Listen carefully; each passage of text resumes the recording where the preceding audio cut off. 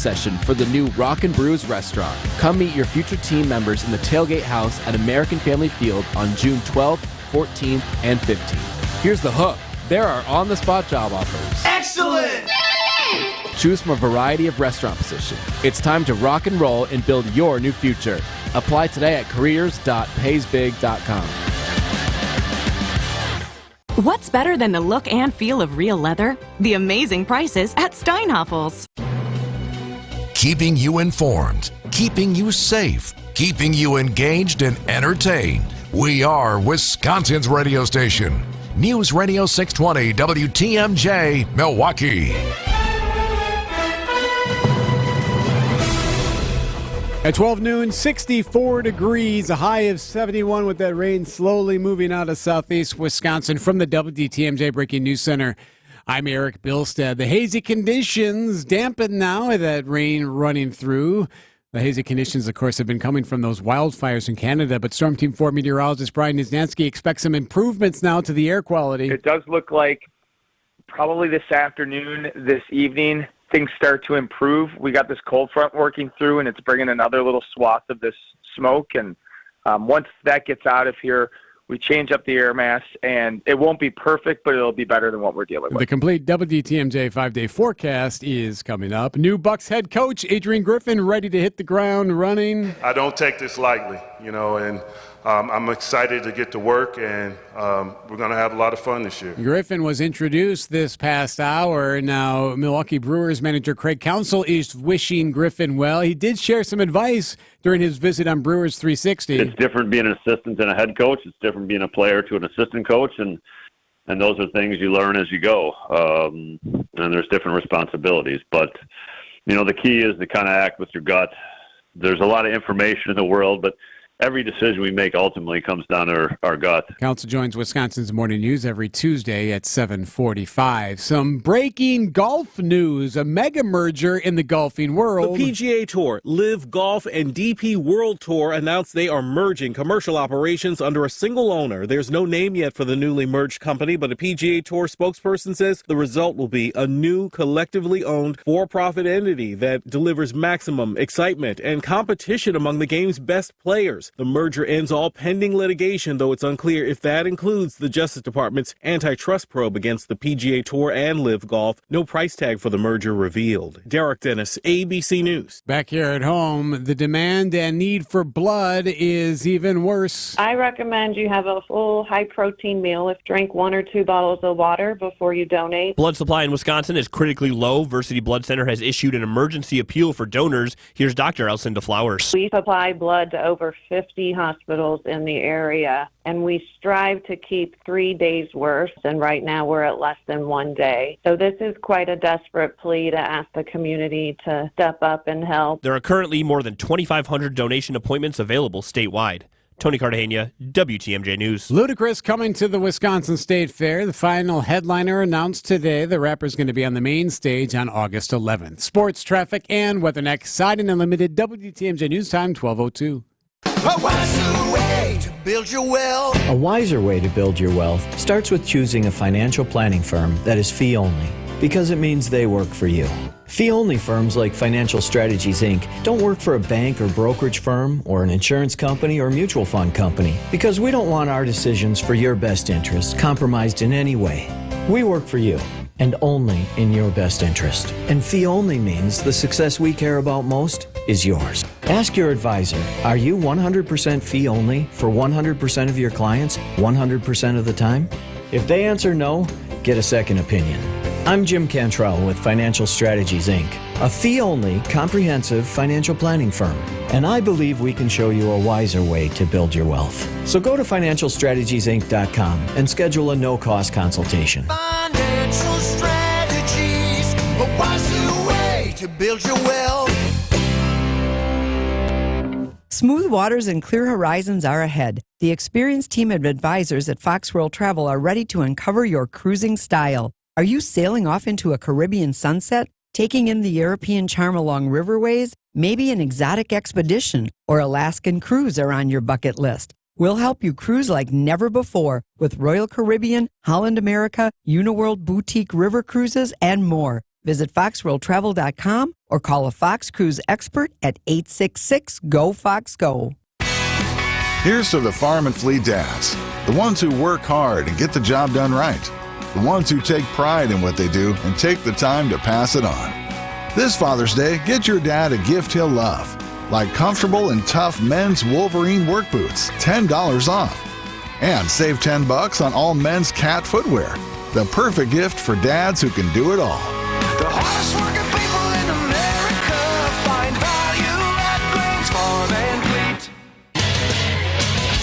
After taking 3 of 4 against the Reds in Cincinnati, the Brewers return home for a 6-game homestand beginning tonight with the first of 3 against the Orioles. At 37-22, the Orioles have the third best record in all of baseball. Brewers shortstop Willie Adames expected to rejoin the team Thursday after a 2-game rehab stint in Nashville. Coverage of tonight's game begins at 6:05 on WTMJ.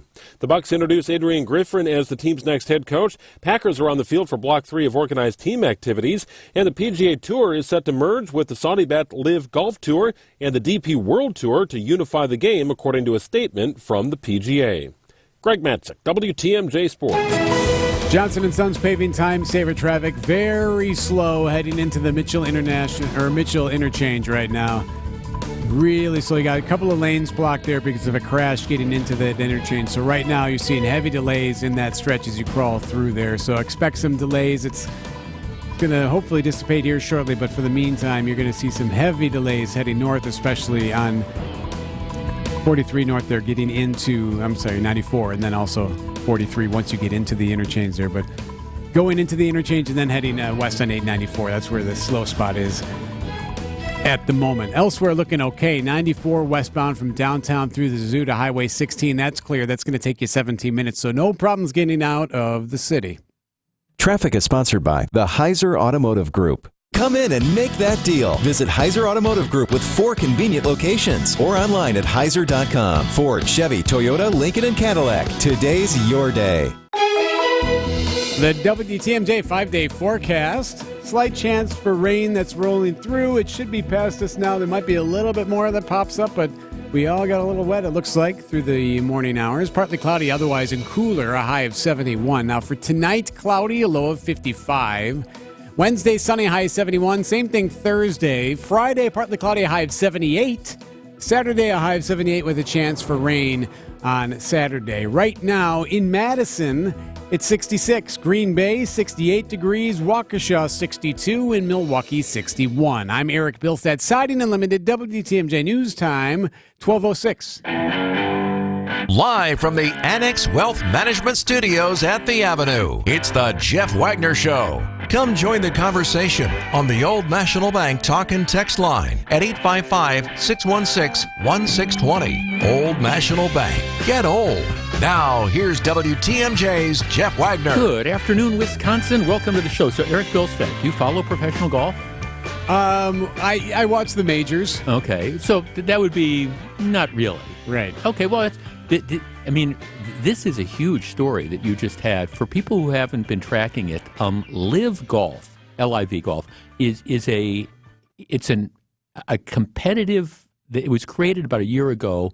It is a competitor to the PGA Tour, but it's essentially run by the Saudi government. Mm-hmm. The Crown Prince of Saudi Arabia runs this, and the Live Golf is backed by this. It's called the Saudi Arabia Public Investment Fund, and what they have been doing is spending stupid money. I mean, really, really stupid money to lure professional golfers from the PGA Tour. Yeah, and they've been successful. They've been because the golfers are saying, the competition is nowhere near as good as it was, but they're bringing all these people on, but they're names, and so some of them are probably, I don't want to say has-beens, but some of them aren't necessarily going to be competing at the top level. Some, like Brooks Koepka, who just won a major tournament, are. But they're just throwing stupid money at all these golfers, and the golfers are saying, well, it's guaranteed money. It really hasn't taken off. They've got, I think their TV is on the CW or something like that.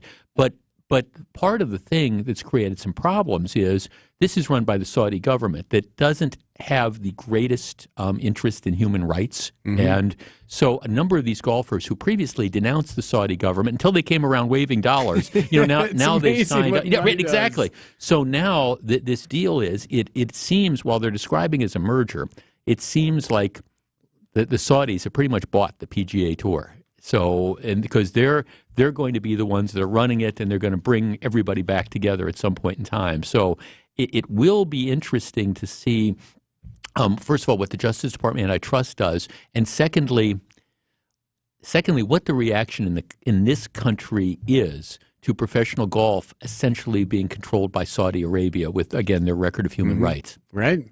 So, and will the game degrade as well? Well, I mean, the argument's going to be, because what they're going to ultimately do, and they haven't these players that bailed on the PGA Tour, they say that they're going to create a mechanism for the ones who want to come back to apply to come back, which I assume will be all of them, because now, again, it's going to be, they're talking about it as a new entity, but it looks to me like Saudis essentially bought out the PGA. So and of course, that's not uncommon. They've been doing this. This is sort of like one of my weird interests. I follow English Premier League soccer, on Saturdays. And I got into it years ago. I was working out at the gym at like Saturday mornings at 7 o'clock, and I got sick of watching SportsCenter. So I started watching English Premier League soccer. But what Saudi Arabia has started to do is they've purchased a couple of these soccer clubs and just put a ton of money into them. And of course, when they first buy them, it creates this huge controversy because, again, Saudi Arabia and human rights are kind of like two different things. And everybody goes, oh, this is terrible, until the team starts winning because they just spend stupid money to bring in all these people. And then everybody's, hey, Newcastle finished third. Oh, this is great. We don't care if they've got the money. So it's going to be interesting to see how all this turns out. So it is definitely a big story from the world of sports. I mean, there's no question about it. And it's really, in just the last couple months, it's the second major sports deal. World Wrestling Entertainment, the old Vince McMahon, wrestling thing, that a couple months ago merged with the Ultimate Fighting Championship in Endeavor Group, which actually took over the World Wrestling Federation, or World Wrestling Entertainment is what they call it now. So this has been the second major takeover in sports in just the last couple months. So we'll see how all that plays out. Okay, let us get started. 79 years ago today, I think most people probably know this, June 6th, 1944 was D-Day. This was the invasion of Normandy, invasion of France by the Allies. On June 6th of 1944, 79 years ago, 2,500 U.S. soldiers were killed. It was, I believe, the bloodiest day. Antietam had 2,300 people who lost their life during the Civil War. 2,500 U.S. soldiers were killed on June 6th. 3,500 British soldiers were killed. So 6,000 Allied troops lost their life on D-Day. On top of that, in the first 24 hours, there were another at least 3,000 people who were wounded. So over 9,000 casualties, 6,000 troops, Allied troops, killed in the invasion of Normandy. And it's tough to describe this, to choose my words appropriately. A couple years ago, we did a listener trip. I had the privilege of doing a listener trip, and we started off in Paris and went up the Seine. But the highlight, I think everybody on that trip would agree, the highlight of that trip was an opportunity to get to Normandy. And so we did a day tour of Normandy, and we got to see Omaha Beach, and we got to see Utah Beach, and we got to see Pont de Hoc, which is the cliff overlooking both of those beaches, where the U.S. paratroopers scaled the sheer cliff to take out German guns that were shooting down on the soldiers that were landing. And we got to see the town where the airborne soldiers parachuted in the night before. And I got to see, of course, the Allied cemetery that was there. And every place that we went was more, I want to say breathtaking, and I'm not sure that's exactly the right word, but it was this incredible experience. And I will tell you that as somebody who has read all about D-Day in various books and has seen, a lot of the movies from The Longest Day to the HBO series The Band of Brothers, it was just this incredible experience to go to these different locations, and it has forever. I mean, it's forever shaped me. I mean, I think travel is broadening, but Normandy. So whenever over Memorial Day they were showing the Band of Brothers thing, now when you see some of this terrain and all, you can relate and you can understand. My God, I mean, I cannot believe all these American troops coming out of these landing crafts, and these are where the troops were, and that's where the Germans were, 75 yards up, just raining, shooting down on them. It is an incredibly moving experience. I can say without fear of contradiction that in our group, I don't think there was a dry eye in the house. And as you go through these various locations, and one location, again, was more moving than the other. I don't know that there's any place in the world that I have been, and I have been very, very blessed in my life to have gotten a chance to see a lot of different stuff in this country and then at least in Europe. And I appreciate history and all, but having a chance to be in Normandy and look at the sites on D-Day has left an impression on me that is not going to go away. In recognition of 79 years ago today, 6,000 Allied troops losing their lives, 9,000 casualties, I want to open up the phone lines. If you have been to Normandy, our number 855-616-1620, which is the Old National Bank talk and text line. Do you understand what I'm talking about? What was your reaction? And it's, people ask me, gee, where in the world, of all the different places that you went, what's your favorite? And favorite is a tough thing because is Normandy, I don't know, is it the place where I had the most fun? Well, no. Is it the place that's the most beautiful? No. But is it the place that's the most moving? If I were to recommend one place for somebody to go, if you were going to go to Europe, I would say go to Normandy and experience this, because I guarantee you will come away a different person. 855-616-1620. That is the Old National Bank talk and text line. Have you been to Normandy? Do you know what I'm talking about when I talk about the moving experience? Back to discuss in just a moment. Jeff Wagner is back right after this on WTMJ. WTMJ's Steve Scafidi. I'm not hard on men. I'm hard on dumb men. Next question. Anybody can say things, and boy, elected officials are really good at that. You got to punish them. Even if it's your own party, sometimes you got to say, this makes no sense. And frankly, if you want to talk about the Cowboys away from this decision, they stopped being America's team about 25 years ago. They're not America's anything. If they are sitting in a jail or a prison, they can't physically hurt somebody. I know that seems rather simplistic, but that's the answer. Weekdays from 9 to noon on WTMJ. What if you could build a six-figure retirement income with almost half the money saved? You heard that right. Get a discount on your retirement, creating a six-figure income with 40% less than traditional 401ks and mutual funds. Hi, I'm Mitch Lyons, best-selling author and executive producer of a new Hollywood documentary called The Baby Boomer Dilemma. In this film, economists and Nobel Prize-winning PhDs from Wharton, MIT, and Stanford share a strange concept I call the retirement discount. It gives you more retirement income with the same dollar saved, and your money is never at risk if the market crashes. That's right. If the market crashes 30%, you lose nothing. Even people who are on track have shifted money to this new strategy because it increases their retirement income or can allow them to stop working years sooner. So if you are over 50 and want a bigger, better retirement with less money, call to get a free copy of this brand new movie, 1-800-578-3535. This is a $30 value, but when you call today, you get it completely free, plus 2 hours of bonus behind-the-scenes footage. No credit card required. Call right now. 1-800-578-3535. That's 1-800-578-3535. Again, 1-800-578-3535. You receive a diagnosis from a doctor. You do some reading about it. Talk with your loved ones about it. You feel good about proceeding. Well, pretty good, that is. There's that one thing nagging at you. It's probably nothing, right? Or is it? A good reason to get a second opinion. The Froedtert and the Medical College of Wisconsin Health Network not only offers but encourages second opinions on cancer, cardiovascular, orthopedic, spine, or neurological next steps. Second opinions often happen virtually, and give you peace of mind about all that is humanly possible at an academic health network like ours, including innovative treatment options and clinical trials. Big decisions deserve a second opinion. At the Froedtert and the Medical College of Wisconsin Health Network, we're here to help you feel good about your decision. Learn more or request an appointment at froedtert.com/second opinion. This is Jeff Wagner on WTMJ. 855-616-1620. Jeff, I've been to Normandy, the Normandy area twice, between the beaches, the cemetery, and the small towns.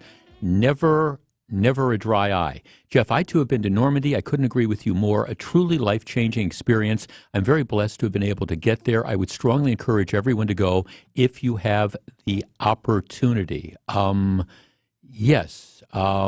Jeff, I had the opportunity in 1999 to parachute into Normandy with the 173rd Airborne Division in honor of the invasion, an awe-inspiring experience. Absolutely outstanding.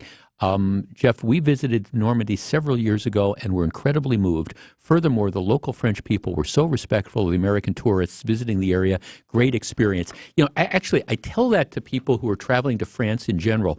We were... It wasn't that trip. It was another trip, and we were in a bistro on the French side of, it would have been the Rhine, and this was a very, very conquered area, and the Germans had occupied this place for 4 years. I might have told this story before. I'm in this bistro, and the owner comes up to us, and at the time he must have been 80 if he was a day, and he starts talking about how his family owned this particular bistro during the Nazi occupation, and he was a very, very small child. And to this day, he's like, I just want to say thank you to the Americans. And we're like, well, that was a long time before us. But he was just, so for all the stuff about how you hear about the French that hate Americans and the tourists, that has never been my experience. 855-616-1620. Let's start with Al in Ripon. Al, you're on WTMJ. Good afternoon. Hey, Jeff, how you doing? Very well, thank you, sir. At the American Cemetery, you'll see headstones. Yeah. That say, "Here lies the soldier, known only to God." Yeah. Yes. Yeah, Al. And thanks for calling. It is an incredibly moving experience to go to the American Cemetery and just walk and walk and walk, and you see all the rows of crosses that are lined up, and you recognize that is maintained by the by the French as a way of saying thank you. That's the cemetery that you see in the beginning and the end of the movie Saving Private Ryan. But again, it's part of. If you're going to Normandy, you're going to go see Utah Beach. You're going to go see Omaha Beach. You're going to go see Pontotoc. You're going to go see the town where everybody parachuted into, and you're certainly going to see the cemetery. Ann in New Berlin. Ann, you're on WTMJ. Good afternoon. Good afternoon. I just wanted to tell you a little anecdote about my father's experience there during the war. He was in the Navy on a troop transport, so they went back and forth. And, we're in all the invasions. And that particular trip, Ernest Hemingway was on his ship. So during the invasion, Hemingway jumped on a landing craft. They started in, and of course there was a lot of shooting, and some of the crafts were getting hit. And the Army officer in charge panicked and turned the landing craft around, came back to the ship. So Hemingway, of course, was cursing him up and down, calling him a coward. Right. So Hemingway then jumped on another landing craft and went on his way, and they arrested the officer, put the next guy in charge, and went on back in. So I just thought that might be an interesting anecdote for you. No, it is. No, thanks for the call, Ann. For everybody who's seen Saving Private Ryan, and that's the first 30 minutes or 40 minutes, which is so incredibly intense. If you actually have the opportunity to go to Omaha Beach, and you can just imagine this, because you can see where all the German guns were, and it's it's very, very close, and it's kind of up this rise, and you can just imagine all these landing craft that are landing, and the door opens up for the amphibious landing thing, and the German bullet just keeps shooting in. You've got all these people that there's no cover; they're just massed in there. It's just, you can understand how 6,000 troops died in one day in this assault. 9,000 total casualties. Just an amazing act of bravery. For these soldiers, and you just wonder how is it that you got people that are willing to do this? Maybe they didn't understand what they were getting into, but the sacrifice that was made was just so incredible. Jim in New Berlin. Jim, you're on WTMJ. Good afternoon. Hi. I'm a Vietnam veteran, and I saw Private Ryan, and you're right, the first 30 minutes. What I don't understand, being in the military, former military, why there was no air cover, why the artillery off the ships didn't bomb that beach, because the Germans were in fortified bunkers. Yep. It was like shooting ducks in a barrel. And it's just, I cannot figure out why those troops were led to slaughter with no air cover and no shelling before they hit that beach. Yeah, thanks for calling. Now, again, I don't claim to be a military historian or a strategist. The short answer to your question is historians say that the cloud cover was so low. Now, keep in mind, this is 80 years ago, so the technology and the systems that we have are completely different now than they were then. The explanation that historians would give you is that the cloud cover was so low. Now, keep in mind, the Allied invasion had been delayed already because of rain, and the concern was that if they didn't go when they did, they wouldn't be able to go for at least another 30 days because of the tides or whatever. So they pretty much, when this window in the weather broke, they pretty much had to go. The historians will tell you that the cloud cover was so low that the bombers, they didn't want them trying to bomb through clouds where they couldn't see what their targets were. And that, I mean, to answer your question, that's what historians would tell you. Whether or not that's a valid point or not, I don't know. But yeah, it was, and I understand sometimes movies dramatize things, but I will tell you, I think Saving Private Ryan nailed it. And I guess that the bottom line of this is, if you ever have the opportunity to go to Normandy, my response, my two-word response is do it. You will leave a different person.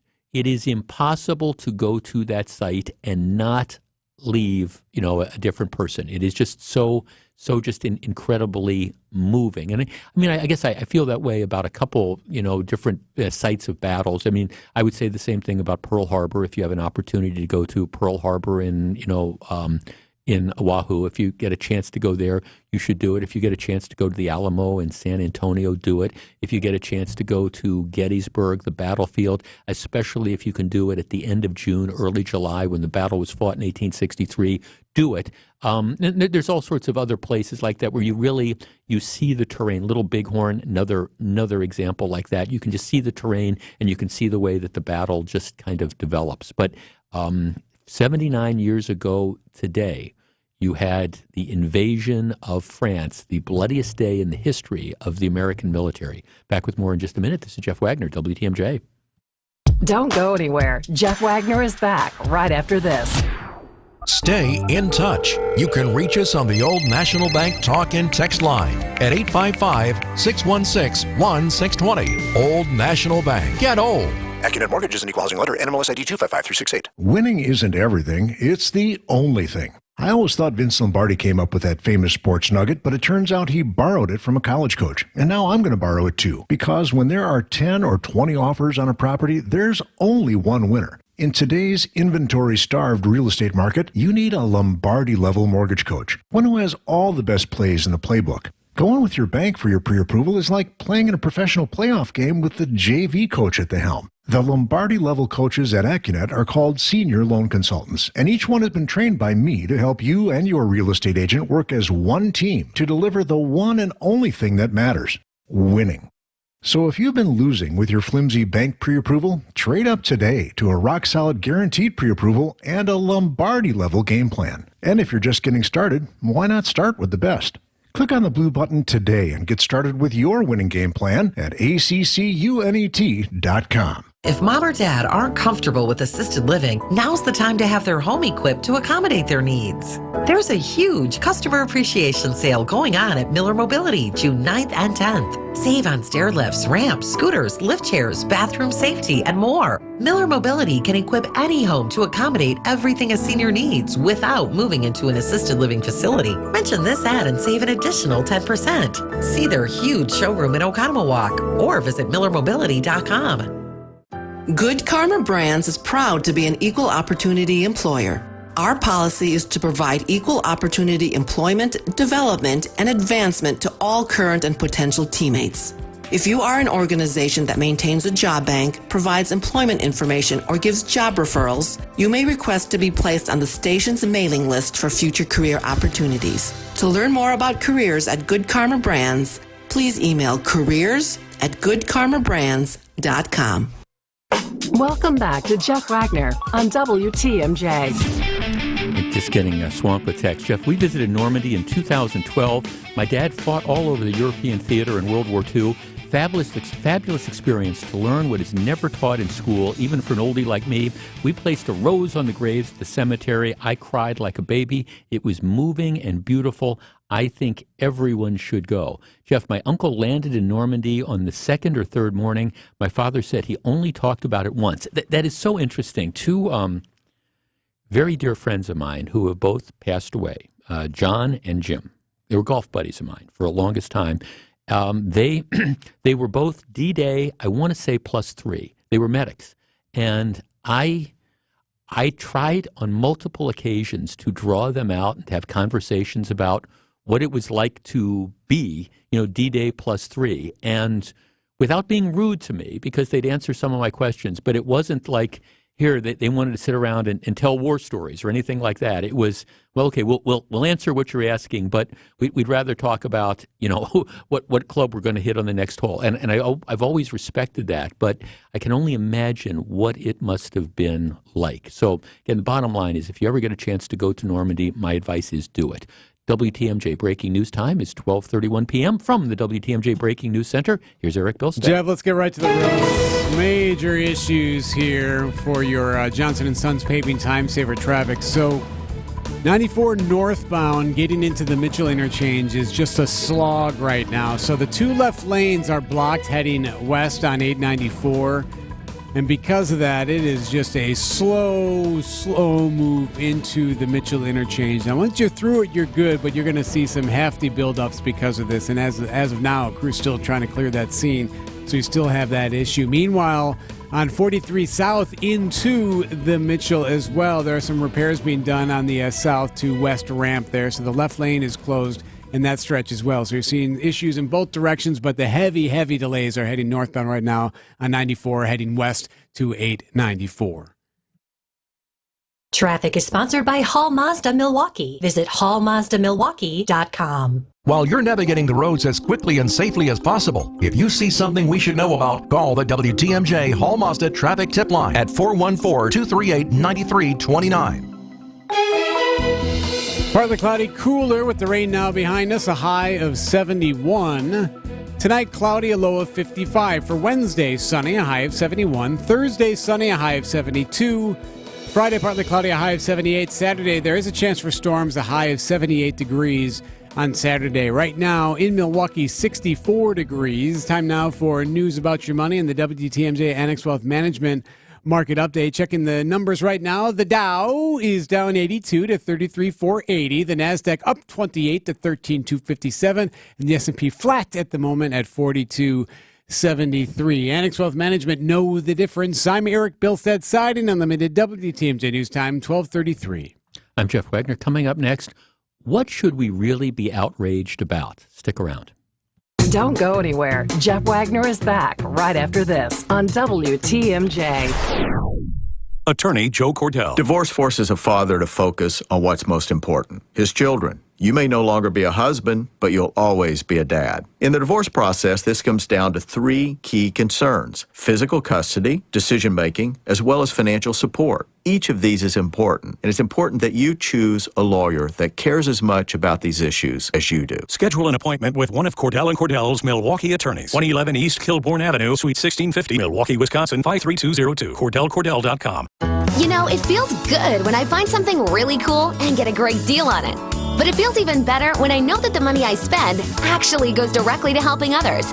That's why I shop at St. Vincent de Paul, because I always find the best bargains, and the money I spend stays in Milwaukee County to help fight hunger and eliminate poverty. St. Vincent de Paul thrift stores on Highway 100 in Layton in Greenfield and 23rd and Lincoln in Milwaukee. You're gonna love it, St. Vincent de Paul. Wisconsin weather can put a damper on things, but don't let it ruin your outdoor plans. Sister Bay Furniture is furniture built in Wisconsin for Wisconsin. Built from premium, sustainable materials, Sister Bay Furniture endures the grueling conditions of Wisconsin weather. That's commercial-grade quality for your outdoor space. Stop by their showroom today, located out in Sussex on Executive Drive, or visit their website today at sisterbayfurniture.com. Sister Bay Furniture, built in Wisconsin for Wisconsin. Lake Geneva. It's where families have been making memories around the water for generations. Lakeside resorts and spas, award-winning restaurants, and charming shops are just the beginning of an unforgettable summer getaway. Lake cruises, boating, and beach lounging let you soak up the sun, water, and family time. Hike a lakeshore path, stargaze from an iconic observatory, or soar above it all in a hot air balloon. Go ziplining, visit an animal safari, or see dancing horses. Start making your memories today at visitlakegeneva.com. Welcome back to Jeff Wagner on WTMJ.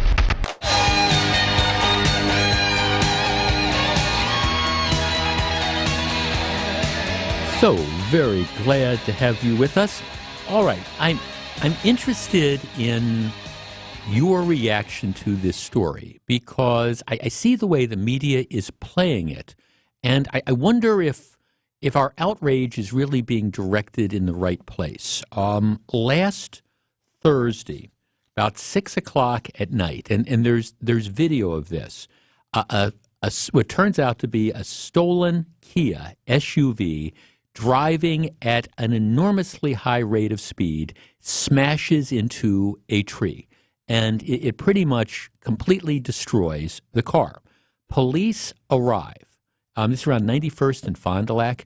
Police arrive and they find the stolen car. They find it mangled against the tree, and they find the 16-year-old driver of the car who is outside the car but severely injured. They take him to the hospital for treatment, and he is then they take him to the hospital for treatment, and ultimately he's arrested and charged with a crime. The car gets towed. And as it turns out, they don't find out until Monday. So the car is at the city's tow lot on West Lincoln Avenue, right? It's decimated. And there's a worker who's at the tow lot who is kind of inspecting this car. And in the back seat of the car, they find a 17-year-old boy who's dead, crumpled into the back seat of the car. So he's dead. He was apparently, they don't know for sure when it was he died, but I think it's reasonable to expect that he died in the crash. But he's dead when they find him in the tow lot. So, and he's been identified. Of interest, the 16-year-old driver who's been arrested apparently didn't tell anybody that there was, what happened to my buddy. There was another guy that was in the stolen car, so he didn't share this with them. The police, who are supposed to make a thorough inspection of the car, somebody obviously screwed up because you would assume that if there was a thorough inspection of the car, they would find the body. We do not know. There's no evidence right now. We don't know if the parents of the 17-year-old or anybody associated with the 17-year-old had reported him missing or anything like that. Those are details that have to come out. But so that's the story, and clearly the authorities, screwed up. They're supposed to look through the car, and they're supposed to, see, is there somebody that's in the car? They're supposed to look for that. But I was watching, it was actually the report of this that was on Channel 12. And, they're going through the report and they're describing this and they've got the footage of all this. But here's what I thought was really interesting. Let me read you a portion of the transcript of this. They say, our video shows a white Kia SUV speeding down Fond du Lac. When it gets to 91st Street, the driver loses control. The Kia swerves, skids sideways into a tree, which is out of frame. Milwaukee police say the Kia was stolen. They say officers called paramedics for the 16-year-old driver who was injured and arrested at the scene. Then they ordered the car towed, apparently not realizing someone else was in the car. On Monday, 4 days after the crash, an employee at the city tow lot at 38th and Lincoln found a 17-year-old boy dead in the back of the vehicle. Here's where I thought was really interesting. And they had this guy on TV. One witness who didn't want to share his name publicly describes what he saw. This is what the guy says. The police only was focusing on taking somebody to jail. I said, y'all need to search the car because nobody searched the car. We don't know if somebody is in the back seat and all. All they was doing is harassing the driver to get him into custody. They never searched the car, period. So this witness says all the cops were doing was harassing the driver of the stolen car who had slammed into the tree. Okay, our number is 855-616-1620. That's the Old National Bank talk and text line. I think it is fair to say, all right, what's going on? This is the second time that police protocols weren't followed appropriately and they didn't find the body. So clearly there is a problem here, and that needs to be addressed. And I think we have to figure out, okay, what was it? Why didn't somebody notice this body? Now, I don't know where in this smashed up car the body was, but yes, before you tow a car in a horrific crash like this, yes, clearly you should search it. At the same time, so I'm not excusing the fault here, isn't the underlying story, once again, that you have, in this case, a 16-year-old driving a stolen car in a reckless fashion who drives into a tree and apparently kills, his buddy, kills who was ever in this stolen car with him. And while it is fair to ask, okay, what's going on, and why didn't they find the body of the 17-year-old in the car, and maybe speculate on, okay, if they had found him, would they have been able to do life-saving measures and all those things? That's all fair. But isn't the underlying problem here the fact that, well, you've got another 16-year-old who's driving a stolen car at a high rate of speed, and his buddy is dead? And again, I think it's very unclear whether the 16-year-old, actually shared with anybody that, hey, what happened to my buddy? What happened to, so-and-so who was in the car with me? 855-616-1620. That is the Old National Bank talk and text line. Let's see. Let's start with Paul in Milwaukee. Paul, you're on WTMJ. Hey, Jeff. Hi, Paul. Good show. Thank you, sir. Hey, listen, I was thinking when I first heard this, I'm thinking, okay, after 4 days they find this body.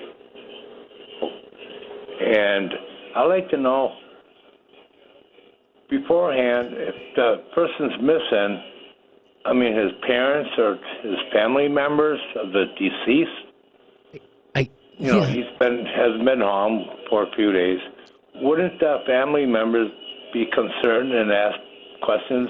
Where's Paul, my son or whom? Well, and then Paul, I think that, thanks for the call. That was one of the questions that I had as well. And look, and I appreciate that the headline's going to be they find a body in the car in the tow lot. How could that happen for the second time in a year or two? I understand, and clearly, somebody screwed up, I think is pretty apparent. But that's a very good question. And so far nobody's saying, did somebody report the 17-year-old is missing? Who knew who was in that car? I don't think the driver, like I said, said, hey, what happened to my buddy who was in the car with me? Did people call the police and report, a missing person? Were the police given anything which would suggest that this young man was in fact a passenger in the car? Again, I don't know that it would have made any difference. If you look at how horrific this crash was, And the fact that the 17-year-old is in the back seat and is mangled, my guess, and it's just a guess, my guess is he was probably dead at impact, but you don't know that for sure. And I guess you can always speculate, gee, if they had found the body, would there have been a chance for life-saving measures, which is why it is appropriate to ask, what are the protocols and why weren't they followed? But at the same time, none of this happens if you don't have a 16 and a 17-year-old driving on 91st and Fond du Lac at a high rate of speed, losing control of the car and smashing into a tree. David and Raymond. David, you're on WTMJ. Good afternoon. Hi. Hi. I agree with you 100% on pretty much everything you said, and I think it comes down to addressing the real problem of these kids stealing these cars and driving like it's a video game, and it's never a good end result, and everybody just wants to blame the cops for everything from what happens there on out. And like you said, I think it's the 16-year-old's responsibility to say, hey, my friend might be in there.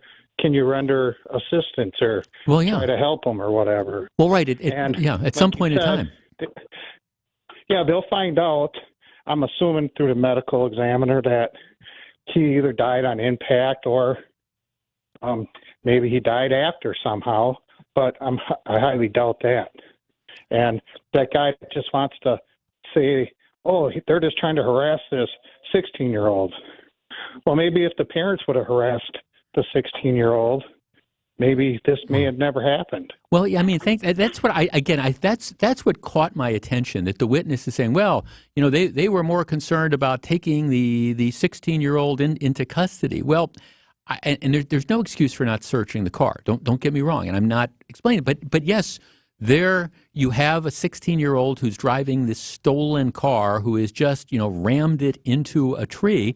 Yes, I would argue that taking him into custody and getting him medical treatment, I think it's a peculiar word to use the word harass. I mean, because again, none of this happens unless the 16-year-old and the 17-year-old are driving and lose control. The 16-year-old loses control of the stolen car. So, yeah, we want to look, how did this happen? Who didn't follow protocols? Was it the police on the scene? Was it the tow truck driver? The car, if you look at it, is very, very badly mangled. But obviously, you had somebody at the tow company that was able to find this body on Monday. So that tells me that one or more people missed it. Does it change the dynamic? I'm not sure, but don't we have to ask some of these other questions, which is, all right, what was the underlying cause of all this in the first place? And, is it really the police harassing people, or maybe should we be just as outraged over the fact that, all right, you had, again, a 16-year-old and a 17-year-old driving a stolen car at a high rate of speed, which is what set all this stuff in motion. Back with more in just a minute. This is Jeff Wagner.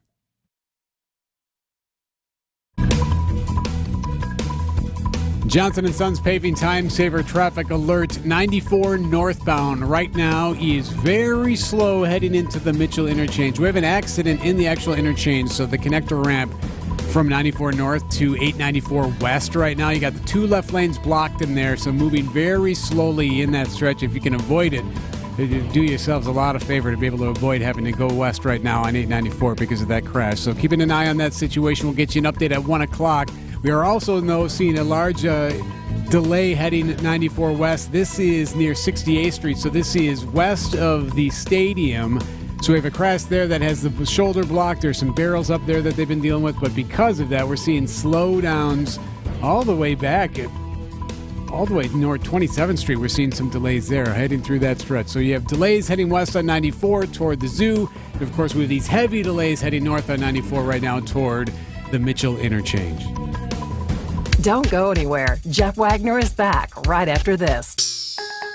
Advent founder, Dr. Madan Kandula. If you were formerly breathing properly and we just plugged your nose up, you're not going to like it.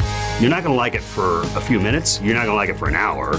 You wouldn't stand it for a day. If we're talking weeks, you're going to be clawing at the walls to get that thing off. And if we're talking months to years to decades, Many of our patients are basically walking around with clothespins on their nose, and they don't know any difference. They've never experienced what life is supposed to be like when you breathe properly, and so for them, they feel like it's normal.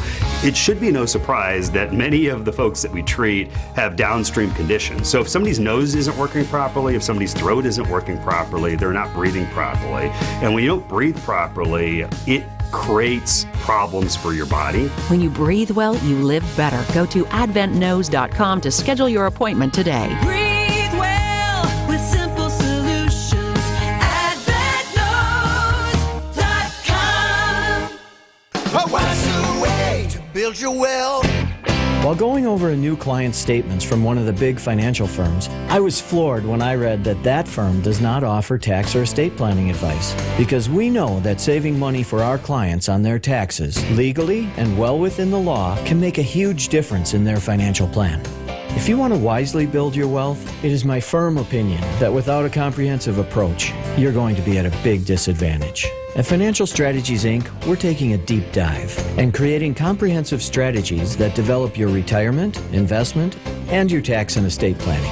And all under a fee-only structure that means the success we care about most is yours. I'm Jim Cantrell, and I believe we can show you a wiser way to build your wealth. So go to FinancialStrategiesInc.com and schedule a no-cost consultation. Financial strategies, a wiser way to build your wealth. At Semper Fi, the path to self-improvement never ends. So it feels good to be good. It's been 20 years, and we'll make sure you feel like you made a great decision to have us work on your next exterior remodeling project. We keep you safe, warm, and dry. Semper Fi. Quality furniture that lasts. The good stuff. And because it's good quality furniture, it won't be the least expensive. But if you compare our caliber of furniture and our prices to the other higher-end furniture stores throughout Greater Milwaukee, you'll find that Ken Michaels Furniture is truly priced at a value. It's the kind of furniture you won't regret buying. The good stuff at good prices. Furniture for life at Ken Michaels Furniture. In Brookfield, Greenfield, or downtown Milwaukee, browse our selection at KenMichaelsFurniture.com. At our stores, we don't have 500 in-stock mattresses. But the good news is you only need one. We make them one at a time, just for you. You choose the firmness level, the type of filling materials you want, which could be cotton, wool, latex, or foam, and in 3 to 5 days, we deliver it to you fresh from our factory at a price that's hundreds less than premium national mattress brands. Milwaukee mattresses from Ken Michaels Furniture in Brookfield, Greenfield, or downtown Milwaukee, where no middleman means no extra markup and real savings for you. Welcome back to Jeff Wagner on WTMJ.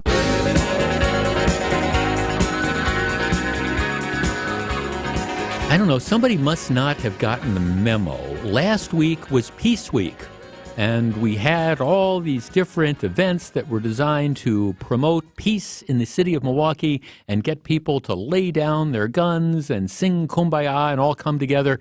Some people must not have gotten the message. Just yesterday, here's the headline, if you haven't seen it. On Monday alone, Milwaukee shootings left 3 people dead and 9 injured. 3 people were shot and killed in 5 hours in Milwaukee. The first one happened 91st and Brown Deer Road around 12:20 a.m. yesterday morning. A Milwaukee woman, 30 years old, she was shot. Around 11 a.m., a Milwaukee man and a woman aged 48 and 37 showed up at the hospital after they were shot near North and Teutonia. Police say they were hit when someone fired shots into their vehicle. Around 12:30 p.m., 12:30 yesterday afternoon, a Milwaukee man, 29, was shot during a domestic dispute near 92nd and Birch. He went to the fire station for treatment. Around 4:30 p.m., these shootings continue. A man appearing to be in his 20s died at the scene of a shooting near 17th and Locust. Around 6:45 p.m., this is all right after the conclusion of Peace Week, a Milwaukee man, 28, died after a shooting near 13th and Holt. A second man, 27, was taken to the hospital in critical condition. And then, the beat goes on. Around 9:33 p.m., a 34-year-old West Dallas male arrived at the hospital for treatment of non-fatal injuries. Around 9:45 p.m., 12 minutes later, a fatal shooting occurred near 63rd and Medford. A 33-year-old woman was taken to the hospital and is expected to survive. A 45-year-old Milwaukee woman died as a result of her injuries at the scene. Around 11:03 p.m., a 17-year-old boy was taken to the hospital after being shot near 76th and Mill Road. His condition is serious. And then, wrapping up an interesting 24 hours, around 11:50 p.m., a 52-year-old Milwaukee man was taken to the hospital. He is expected to survive following a shooting near 21st and Orchard. No arrests have been made in connection with any of these shootings, but police know who they are looking for in regard to the shooting on 92nd and Birch. So within a 24-hour period, 9 people hurt, 3 people murdered as a result of one shooting after another. I mean, how many was that? I mean, let's see, 1, 2, 3, 4, 5, 6, 7, 8, 9. 9 separate instances of shooting, 3 people dead. So for everybody that's talking about the success of the Office of Violence Prevention and this memo that we're all going to get together and sing Kumbaya, the people that need to get that message are not getting the message. And here's one of my challenges and questions to the media. If police are able to solve some of these cases, I will be curious to know what the criminal records are of the people who were the shooters. And I am willing to bet you, well, something significant, that the majority, if not all of them, the vast majority of people involved in this are probably people for whom it is not their first time at the rodeo. They have been through the criminal justice quote-unquote system before, maybe on multiple occasions, and my guess is in the majority of cases you're going to find that they're convicted felons not able to possess guns, but they're carrying guns regardless. To that point, the police have not yet released the name of the 27-year-old man who has been he was arrested Sunday in connection with the shooting of the 1-year-old, almost 2-year-old girl, the day before. This was about 8 o'clock at night, 1900 block of West Atkinson Avenue, near the Milwaukee Public Library, Atkinson branch. 27-year-old guy who shoots. There's all sorts of reports that are out there, and I'm going to wait for the police to formally announce the guy's name and things like that. And I think once people start to find out the details, if it is possible to be even more shocked than we are with circumstances behind a lot of the shootings, this is going to be one that gets all sorts of people's attention. I think also, as I said yesterday, once again, when the name of the person who's been arrested is released, we're going to probably find that this is not his first time at the rodeo. All of which brings me back to the point that I try to make over and over again, which is, if we're going to be serious about stopping gun violence, I understand, we want to limit access to firearms and things like that, but we should be starting with saying, if you're not legally allowed to possess a firearm and you choose to carry a gun and you get caught, you are going to go to prison for a long period of time. We're not going to let you pass go. We're not going to let you collect $200. Let's start with getting the criminals who are illegally possessing guns. Let's start with getting them off the streets. Let's not wait until, I don't know, they decide to, shoot randomly and end up killing a 2-year-old girl. Is that too much to ask? Where is the legislature on this? Where is the governor on this? Where is the community on this? Where is the mayor on this? Where is the county executive on this? Where is the common council? Where are the county board of supervisors? We all wring our hands and say, well, this shows that we need more gun control laws and we need to limit access. And I don't disagree with some of that stuff, but don't we start with taking the people who aren't allowed to legally have firearms, and when we catch them with guns, making sure that they're held accountable? Back with lots more in just a couple minutes. This is Jeff Wagner. Don't go anywhere. Jeff Wagner is back right after this. Couldn't make it to the game? Here, try this. If you live in Milwaukee, Racine, Waukesha, Ozaukee, or Washington County, Get up! Get up! Get out of here and go! You can stream Bob Uecker and the Brewers on your phone, tablet, or computer. Struck him out looking. Using the WTMJ app or at WTMJ.com. A little different from when you played, you. Yeah, those big old payphones we had. Ah, man. Alleviate your pain, rejuvenate your life. Your pain is likely due to a wear and tear process called osteoarthritis. Now, when you combine that with being a little overweight or not being as active as you'd like to be, you get into a downward pain spiral. At Rejuvenex, we control pain by precisely targeting and treating the areas where your pain lives, like shoulders, hips, elbows, and knees, with our powerful FDA-approved treatments that cushion and lubricate the affected areas to deliver long-lasting pain relief. Now, like maintenance on a car, to maintain your relief, our team of physicians will follow up with you roughly every 6 to 18 months. My name is Richard Salinas, registered nurse with Rejuvenex Arthritis Pain Clinics. Rejuvenex is in-network with most major insurance plans, including Medicare and Medicaid. We can alleviate your pain, and that'll rejuvenate your life. It's pain relief. Really. Rejuvenex. Alleviate your pain, rejuvenate your life. Go to rejuvenex.com to request your appointment.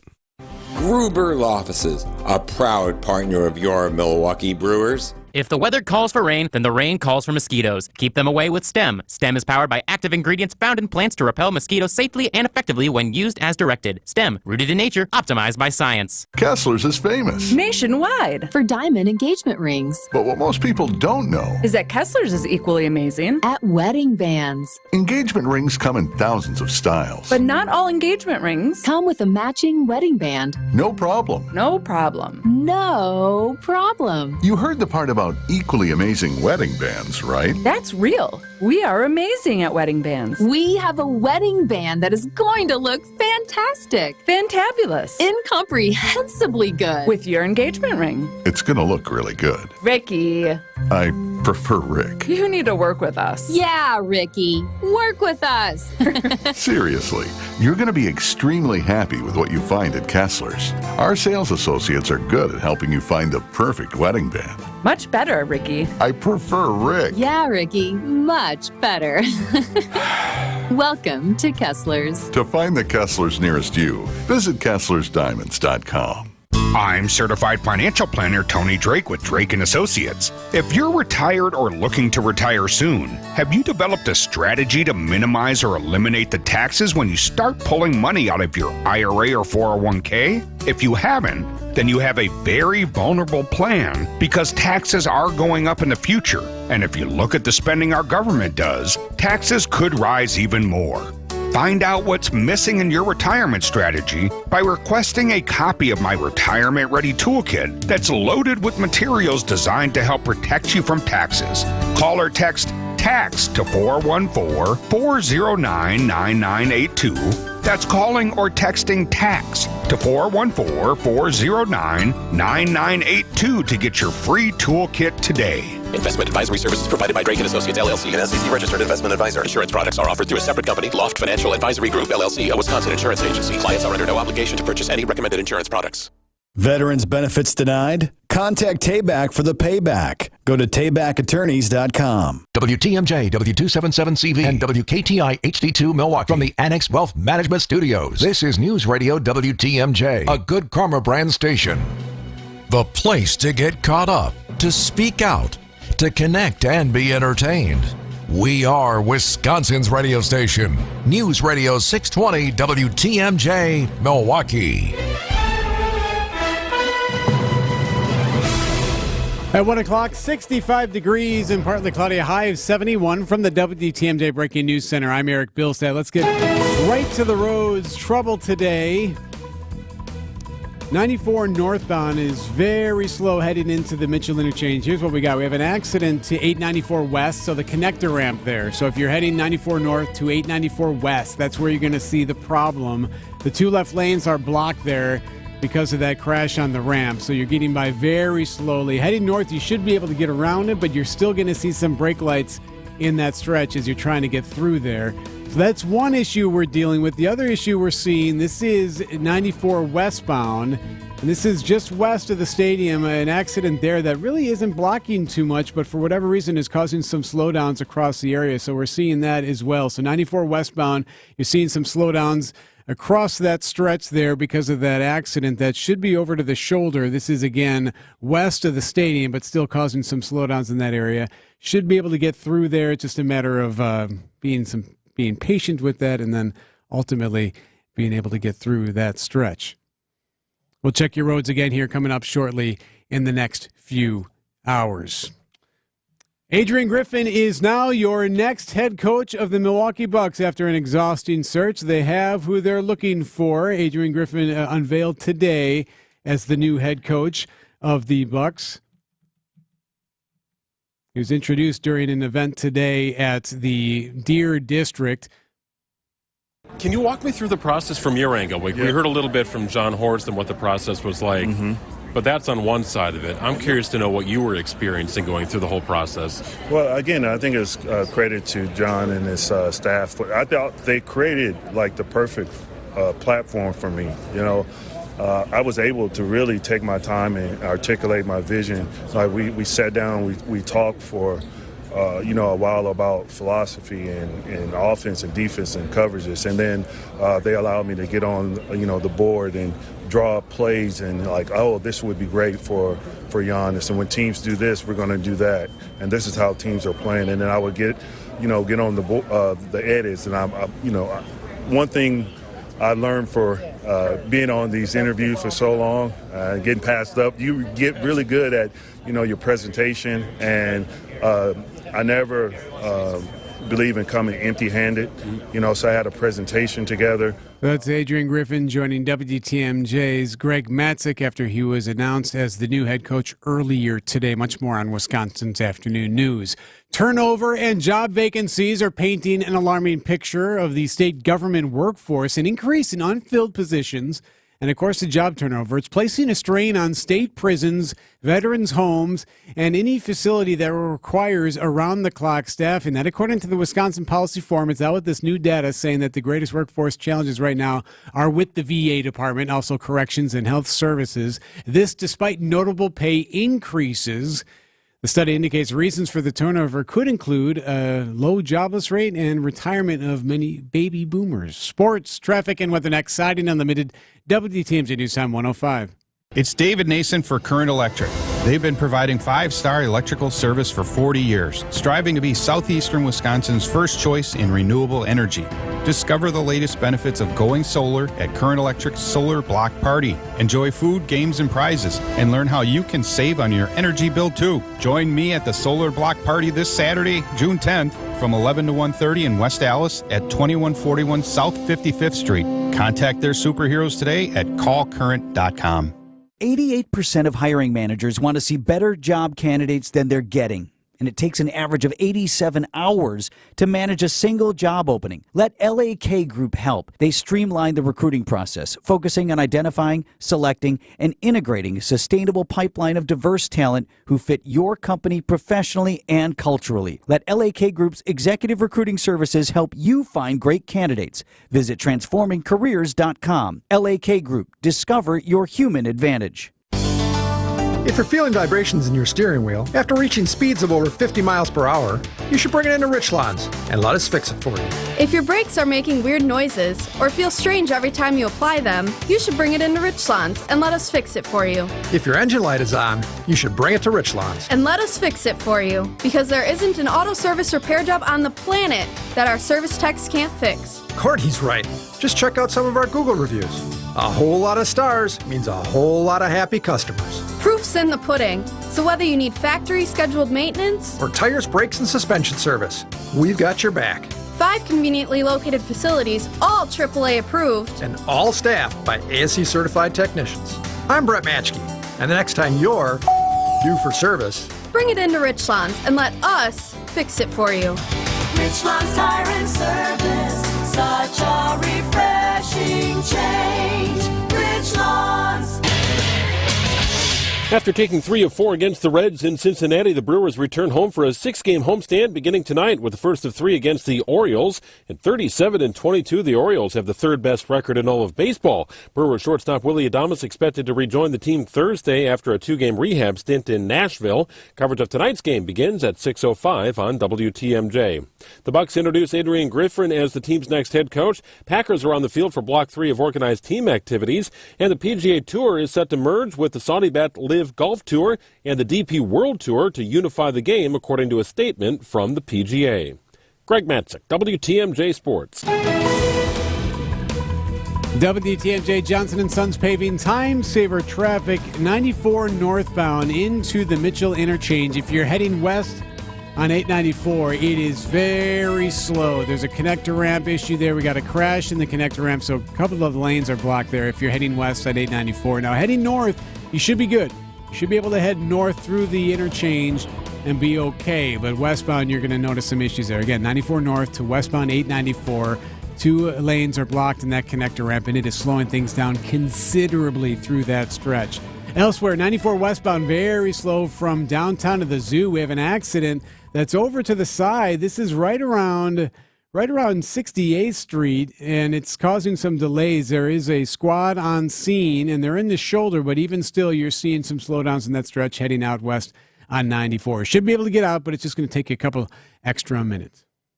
Traffic is sponsored by Harwood Place Senior Living. Learn more about Harwood Place Retirement Living's newly renovated apartments and updated pricing options. Visit harwoodplace.org or call to schedule a tour.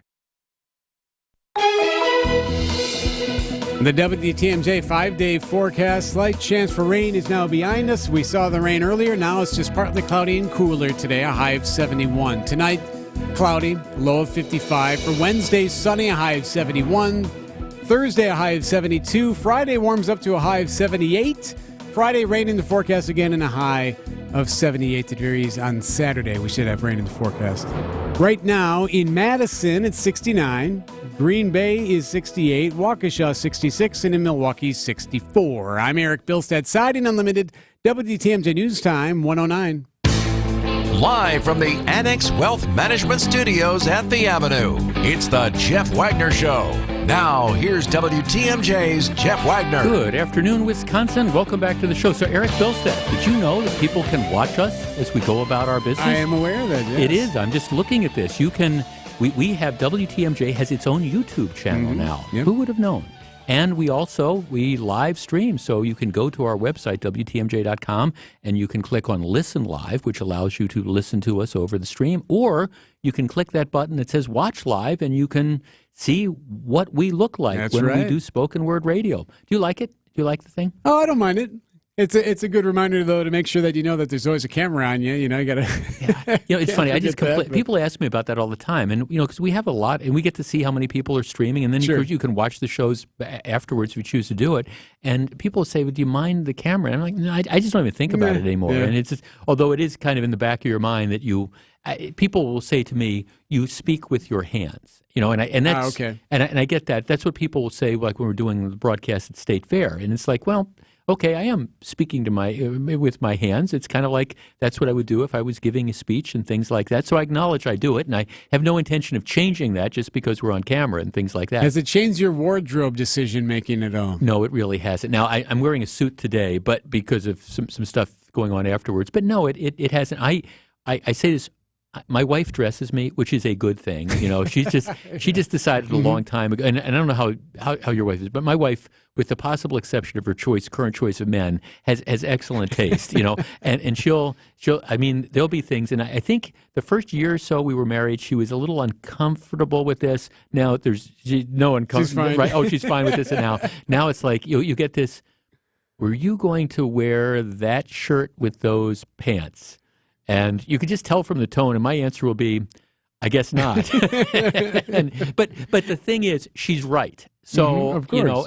And so she's actually. I've started to learn. So I'm thinking, okay, if I'm going to wear this, will I be able to get out of the house wearing it? So I'm consciously doing that. So no, it's not the cameras. It's my wife Fran that controls it. How about you? No, I dress myself. Well, you're getting dressed in the middle of the night too. Your wife's Right, not. yeah. You're like my guess is your wife is not. What time do you leave for work? I usually am out the door by 3 a.m. Okay, 3 a.m. So your wife isn't up making you breakfast and inspecting your wardrobe before you get out. Right? It's funny. What our issue's been in the past where I'll be home and she'll be like, "You wore that today?" Like, "Oh no, you're supposed to tell me that beforehand, not after." Yeah, no. But it's the women in our lives, and like I say, Fran is she shops for me. I mean, from time to time, I hate to shop. I just absolutely hate to shop, and so when I need stuff, I'll buy it. But a lot of times, I mean, it's just like shirts and stuff. You know what the size is. It's not. I mean, I wear what I wear, and so she'll see stuff, and I'll come home and she'll have new clothes for me, and it looks nice. It looks nice. And again, she's got much better taste than I have. Every once in a while say I'd like that, and I just kind of get that look saying no, I don't think that's going to work. So, all right, that's it. But the bottom line is you can live stream us and see Eric Bilstad's very, very stylish sports shirt and see me in one of my lawyer suits. So it all kind of works out. Just go to WTMJ Live. And we actually get to see the number of people who are watching at any given time. It's always kind of cool. It's sort of fun. All right. Let me kind of lead back into this topic. I was in school a long time ago. I freely acknowledge that. And I went to public schools after we moved to Milwaukee when I was in 5th grade. Went to Green Tree Elementary in Glendale, and then Riverview Middle School, and then Glen Hills Middle School. I was kind of bouncing around a different school. They kept opening up things. And then I went to Nicolet High School. So I am a product of, public elementary and secondary education. So I say this, and I know it was a long time ago, but with the exception of one high school teacher, maybe 2 high school teachers that I had at Nicolet, I cannot tell you anything about the political preferences of the teachers I had. I have no idea. I cannot tell you about where those teachers were on social justice issues. And yeah, there were, I mean, look, I'm a child of the 70s. There's all sorts of stuff going on. There's the Vietnam War. There's Watergate, all these different things. There's all sorts of stuff going on. But I cannot tell you where these different teachers that I had, where they were on political issues. I don't, because they didn't share it with us in the classrooms. Now, that's not to say that there wasn't, again, I was growing up during the Vietnam War, so I know that there were all sorts of protests. That's not to say that there weren't student groups that participated in protests and things of the like, but it wasn't organized by the teachers. It wasn't encouraged by the teachers. They taught their classes. All right, I want to take a quick break. How things have changed. And I want to talk about a policy that a local school board is considering. And I want to ask you if it's really that unreasonable. We're back in just a minute. This is Jeff Wagner, WTMJ. More Jeff Wagner right after this. When severe weather strikes, you can count on WTMJ's Fleet Farm severe weather coverage to keep you safe and informed. Tornado warnings in effect for Jefferson and Walworth counties. I'm on Highway 11 now. For the last 5 minutes or so, it's been just an immense lightning storm. If you're in Delavan, go to a place of shelter now. Severe weather coverage on WTMJ. Sponsored by Fleet Farm, proudly serving the Midwest since 1955. Hey, this is WTMJ's Jeff Wagner here to tell you about Built Right Furniture, Leather, and Mattresses. If you're looking for affordable, better quality furniture or mattresses, you really have to do what a couple of my family members did. They went to Built Right. When you get to the store, you will find a 45,000 square foot showroom with thousands of furniture items in stock plus 500 mattresses. This includes a huge selection of USA and Amish-made furniture plus better quality imported furniture for any size home. Also, check out Built Right's over 48 models of in-stock power lift recliners. Special and custom orders are much faster in 2023 as well. Free in-store design services are available too. And now's a great time to get to Built Right as their Memorial Day sale is extended through Saturday. Built Right, voted best place to shop and winner of the Home Furnishings Association's 2023 National Retailer of the Year Award. Open Monday through Saturday, 10 a.m. to 6 p.m. Sunday they're closed to be with family. When you get there, be sure to tell them WTMJ's Jeff Wagner sent you to locally and family-owned Built Right, 5430 West Layton Avenue in Greenfield. A wiser way to build your wealth. A wiser way to build your wealth starts with choosing a financial planning firm that is fee only, because it means they work for you. Fee-only firms like Financial Strategies, Inc. don't work for a bank or brokerage firm or an insurance company or mutual fund company, because we don't want our decisions for your best interests compromised in any way. We work for you, and only in your best interest. And fee-only means the success we care about most is yours. Ask your advisor, are you 100% fee-only for 100% of your clients 100% of the time? If they answer no, get a second opinion. I'm Jim Cantrell with Financial Strategies, Inc., a fee-only, comprehensive financial planning firm.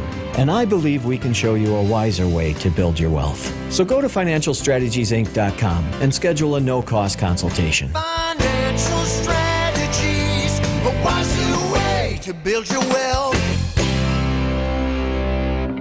This is Jeff Wagner on WTMJ.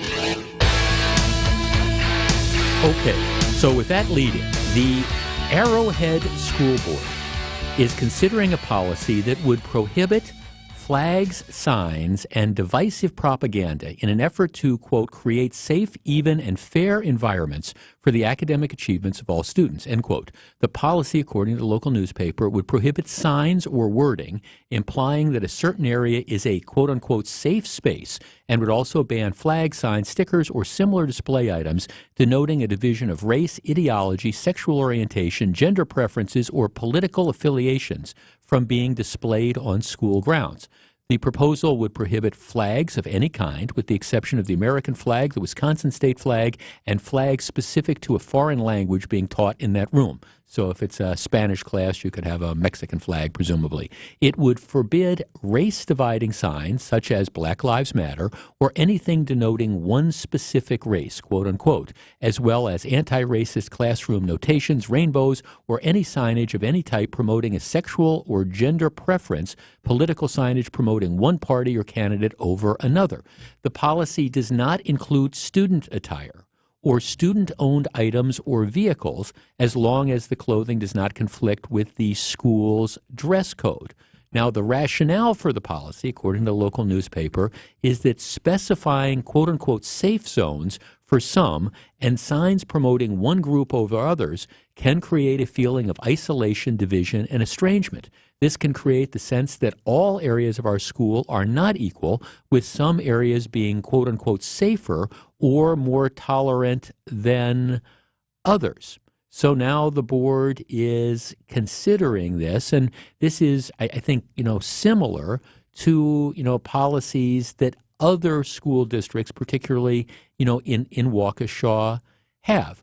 But the idea is we're not impacting what the students do. And if the students want to wear the clothing and stuff, that's okay. But as far as the classrooms and the teachers, what we want to do is we want to take the politics and kind of the social justice stuff, we want to take it out of the classrooms proper.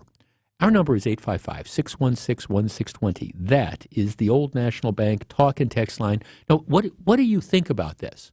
Because, look, obviously, I think schools need to be places where kids go to learn and can, in fact, feel safe. And if you have bullying that is going on, if you have kids that are being made fun of or teased or humiliated or attacked, whatever, because of their race or because of their sexual orientation or because they have gender dysphoria or any of those different types of things, it clearly needs to be dealt with. It cannot be accepted.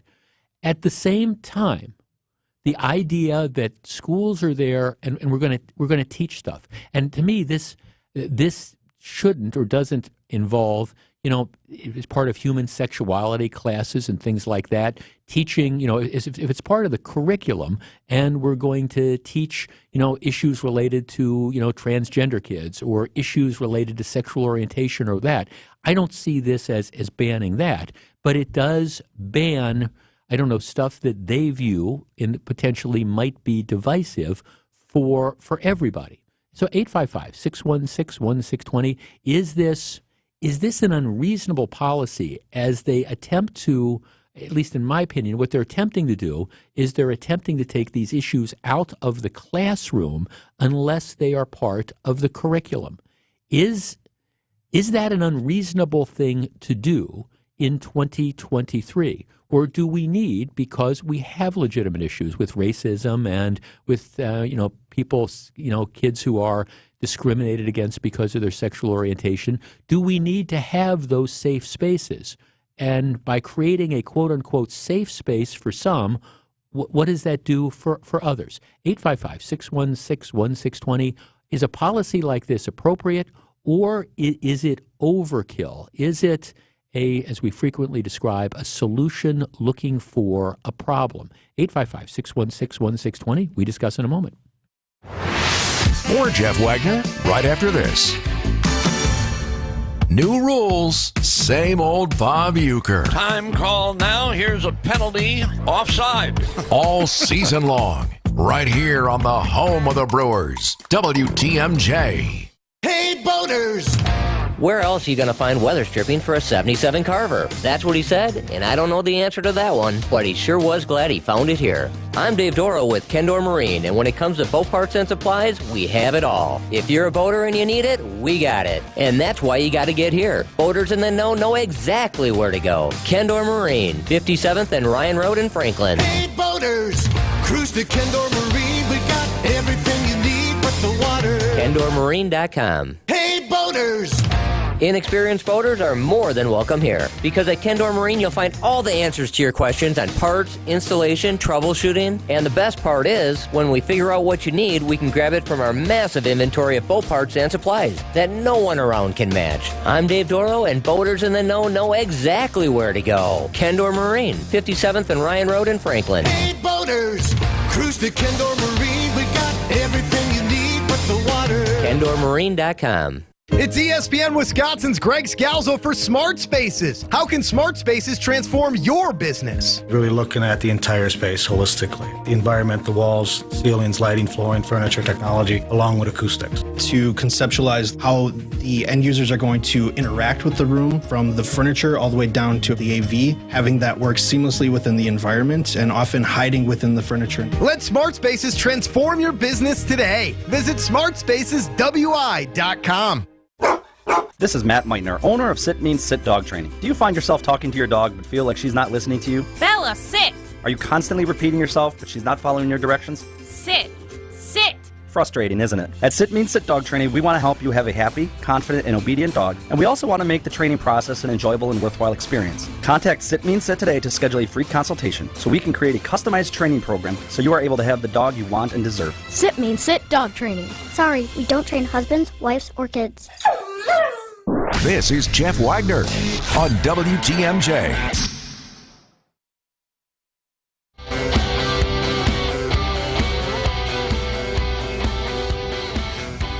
Eight 855-616-1620. Well, you know this is going to be a really, really controversial policy, and I understand that, and people who don't support it are going to be accused of being homophobic or transphobic or racist or whatever.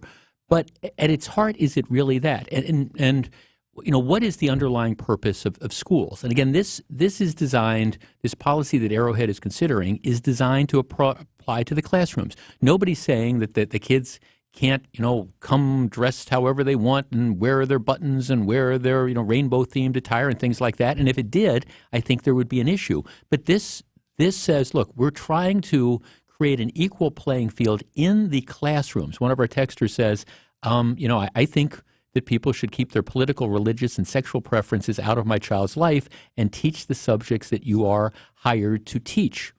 And I guess I would also say if these subjects are part of the curriculum, whether it's, again, part of a human health class or whatever. I think it's perfectly appropriate to talk about this sort of stuff as part of a social studies class or part of a history class. If you're teaching about the civil rights movement, of course you want to do that. If you're teaching about issues regarding the LGBTQ community as part of the curriculum, of course you should be able to teach it.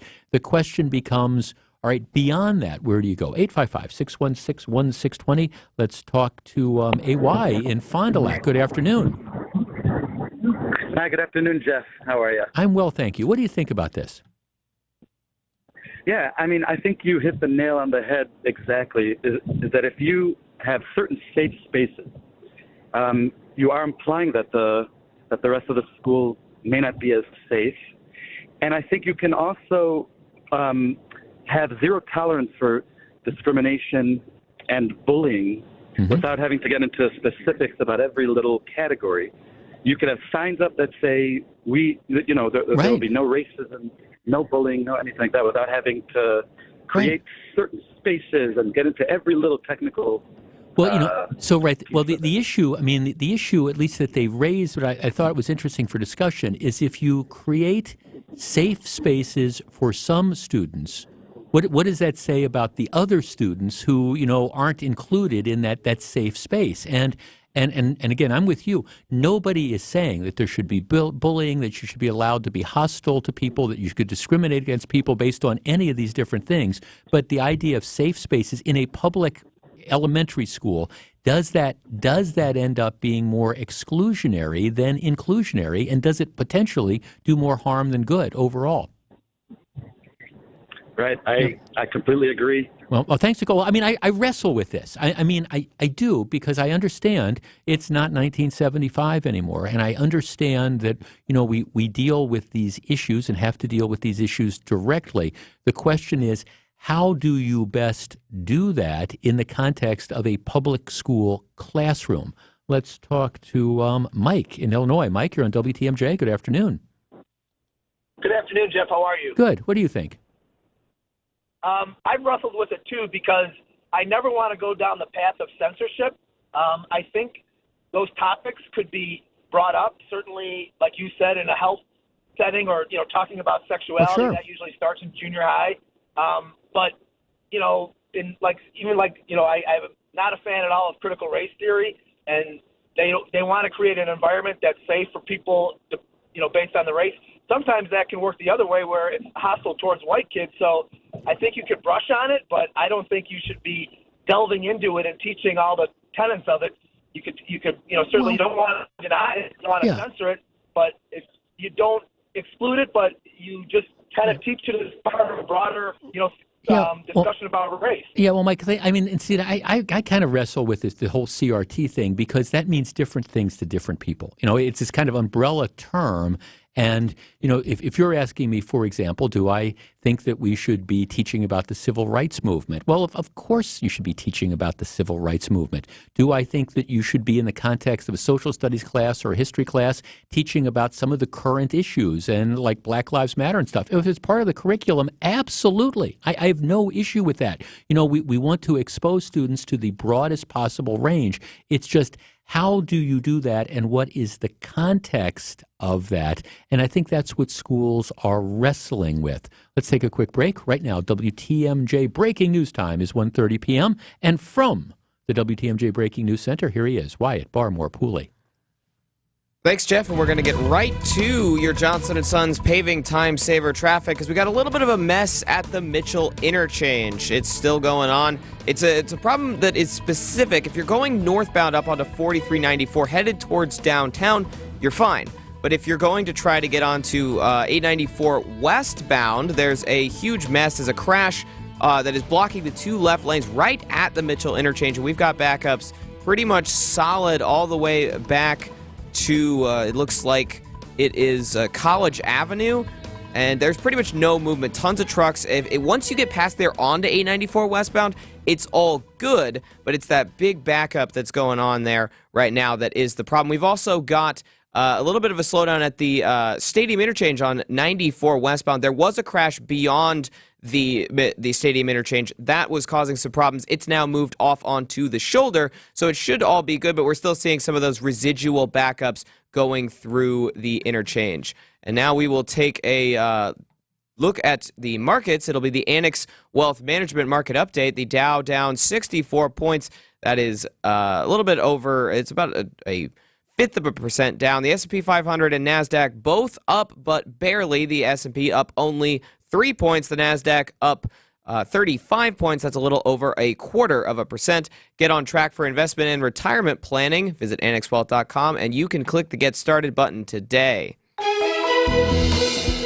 Now time for the WTMJ 5-day forecast. We got a slight chance of showers today, but it's mostly going to be partly cloudy and cool for the rest of the day, a high of 71. Tonight, mostly cloudy skies continue, a low of 55. Tomorrow, mostly sunny, a high of 71. Thursday, mostly sunny as well, high of 72. Friday, we'll see some clouds and a high of 78. And Saturday, a chance of rain, maybe even some storms. It'll be mostly cloudy, a high of 78. Right now in downtown Milwaukee, it is 64 degrees. I'm Wyatt Barmore Pooley, Siding Unlimited, WTMJ News Time, 1:32. Does the fact that you're on camera change anything about how you do your job? Not in terms of how I think about it. I do have to remember not to pull faces. Okay, yeah. But I get that as well. Every once in a while, somebody will say, "Jeff, when you're talking to somebody on the phone, do you ever have to not make faces?" And I say, "Well, I've been doing this. I don't make faces. I respect everybody that calls, agree with me, disagree with me. So I don't make faces. I don't have to worry about that." For me, it's it's not the content; it's the technical difficulties. I need to pretend that I have everything under control, so I can't just be. You guys do. It's, as I always say, at the end of the day, and my producer, Charlie, is the same sort of way. And sometimes we'll have these little glitches that occur, and nobody other than me and Charlie, or nobody other than you and I, know that there's like a little glitch or something. That's the radio magic. Right, well, that is. But I understand Charlie, he's got, I'm so sorry I screwed this up. Don't worry, it's fine. Nothing's going to happen. It's the same sort of thing. People, you and I might know, people don't know, so don't worry about that. You don't have to worry about making those faces and stuff. It'll be fine. Yeah, well, and I've been hosting Wisconsin's Afternoon News for the last week, so I've been getting a lot more FaceTime than I usually do. There you go. Okay, check it out. Wyatt Barmore Pooley. Are you doing that today? I still? am. Okay, I'm with great. John Mercure and Greg Matzik today. There you go. Oh, Charlie just put a picture of himself up there on the camera. See, this is why you need to. Why you need to check that out. You see what everybody looks like, including the behind the scenes people as well, the people that do all the hard stuff that allow guys like me to sound good, which I appreciate very much. Let's take a quick break. When we come back, all right, the Senate leader says he doesn't have enough votes unless there's a referendum. Let's talk about it. Don't go anywhere. Jeff Wagner is back right after this. Traffic is brought to you by Crest Cadillac. Find them at crestcadillac.com. Crest Cadillac of Brookfield, located on Capitol Drive, just west of Interstate 41. Discover Crest Cadillac at crestcadillac.com. Are you ready to amp up your life and rock a new career? Potawatomi Casino Hotel is holding a hiring jam session for the new Rock and Brews restaurant. Come meet your future team members in the Tailgate House at American Family Field on June 12th, 14th, and 15th. Here's the hook. There are on-the-spot job offers. Excellent! Choose from a variety of restaurant positions. It's time to rock and roll and build your new future. Apply today at careers.paysbig.com. Doesn't it seem like you never have anything to wear? That's why I shop St. Vincent de Paul thrift stores. Whether it's a designer top, jeans, an adorable skirt, or cute accessories, I always seem to find something I like. And at prices I love. Gently used women's clothing and accessories for far less than you thought possible. At St. Vincent de Paul thrift stores on Highway 100 in Layton and Greenfield and 23rd and Lincoln in Milwaukee. You're gonna love it, St. Vincent de Paul. Hey, WTMJ's John Mercure here. When it comes to memory care and assisted living, you want a team that knows compassion and empathy. That's Azura Memory Care and Assisted Living. I know, my grandma's in assisted living. I have an aunt, one of my favorite aunts, right now in memory care. At Azura, they specialize in caring for those with early to late stage Alzheimer's or other related dementia symptoms. They provide additional daily living assistance for those with cognitive decline. 14 locations in Wisconsin, AzuraLiving.com, Wisconsin-based, family-owned. The teams I trust are at Azura. AzuraLiving.com. Find Dad's Day deals that won't be beat this Father's Day at Fleet Farm. Going on now. Get $60 off a Milwaukee M18 cordless 2-tool combo kit. On sale, $169. Or get a Bighorn Greystone pellet grill for just $279.99. Plus, if you find a lower price, we'll match it. We have what you need for everyday life at new, lower prices. Fleet Farm. Jeff Wagner on WTMJ. So very glad to have you with us. Lots of very interesting and I would say thoughtful, emails that were and texts that are coming in about this whole policy that they're considering at Arrowhead.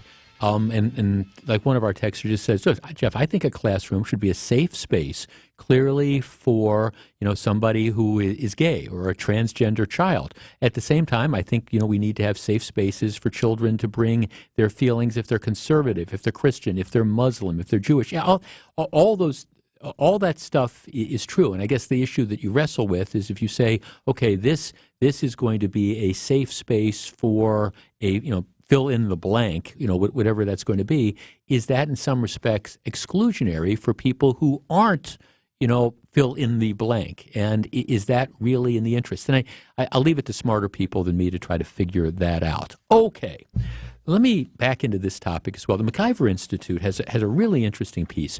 There is no question that municipalities and counties across the state have huge financial problems. And there's also no question that part of it relates to the fact that shared revenue has been stagnant over the last, X number of years. For people who still don't understand, what is this shared revenue of which you speak, Wagner? What happens is you pay a state income tax, right? We all pay an income tax. We write the checks to the Wisconsin Department of Revenue. We send them off. We also, on most items, pay a 5% sales tax when you buy stuff. That money goes to the state. What the state then does is it takes a portion of the revenue that it's getting from the sales taxes and from the income taxes, and they send them back to the local municipalities for the municipalities to spend. The other way a municipality generates revenue is through property taxes, but property taxes are limited. You can only raise the levy so much. So if the shared revenue is limited and the property taxes are limited, what happens is local governments, municipalities, they're kind of strangled because their expenses continue to go up and up. And so that's what the whole battle about shared revenue is. Municipalities, many across the state, are saying we need more money. We need more money to come back. And the concern that people in Madison have is that, okay, well, if we give you more of this money, what's to say that you're not going to spend it in a wasteful fashion? In Milwaukee in particular, one of the reasons that they have one of the reasons, not the only reason, but one of the reasons why both the city and the county are in such dire financial straits is because they have of the pensions. What's happened over the years is that county workers, and we all know about the county pension scandal that happened in 2002 or 2003, and the city of Milwaukee. What happened is that for year after year, the city, which has their employees are like separate from the state pension system. What would happen is, they would cut deals with the various unions, and they would say, okay, well, instead of giving you an X amount of dollar raise, what we're going to do is we're going to contribute more to your pension plans and things like that. All right, that's all fine. It's well and good. But the problem is that ends up just kicking costs down the road. Because when these employees, end up retiring, it might not have been a big deal 20 or 25 years ago, but now as these employees are starting to retire, they're saying, okay, we want our benefits. Where are you going to get this from?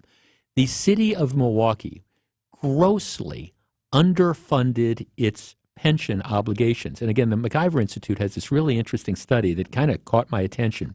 For 8 out of the last 19 years, so almost half of that time, the city of Milwaukee contributed less than $1 million to the pension fund. They made no contributions at all between 2004 and 2009, and they made under $1 million in 2011, 2012. So this is kind of like these condo boards and stuff that don't create a reserve fund. They just kind of go happily along, and then all of a sudden the roofs need to get done, and they don't have the money. So, I mean, part of the pension explosion is the fact that the city of Milwaukee, I think for years and years and years, underfunded its pension obligations. And so now they're looking at, hey, in order to come up with as much money as we need just this year to match where we're supposed to be with our pensions, we got to come up with $123 million. Well, maybe if they had kicked in $5 or $10 million, back in 2002 or 2003 or 2004 or whatever, maybe the situation would not be as bad. So that's one of the things that is going on. But there's no question there's other issues as well.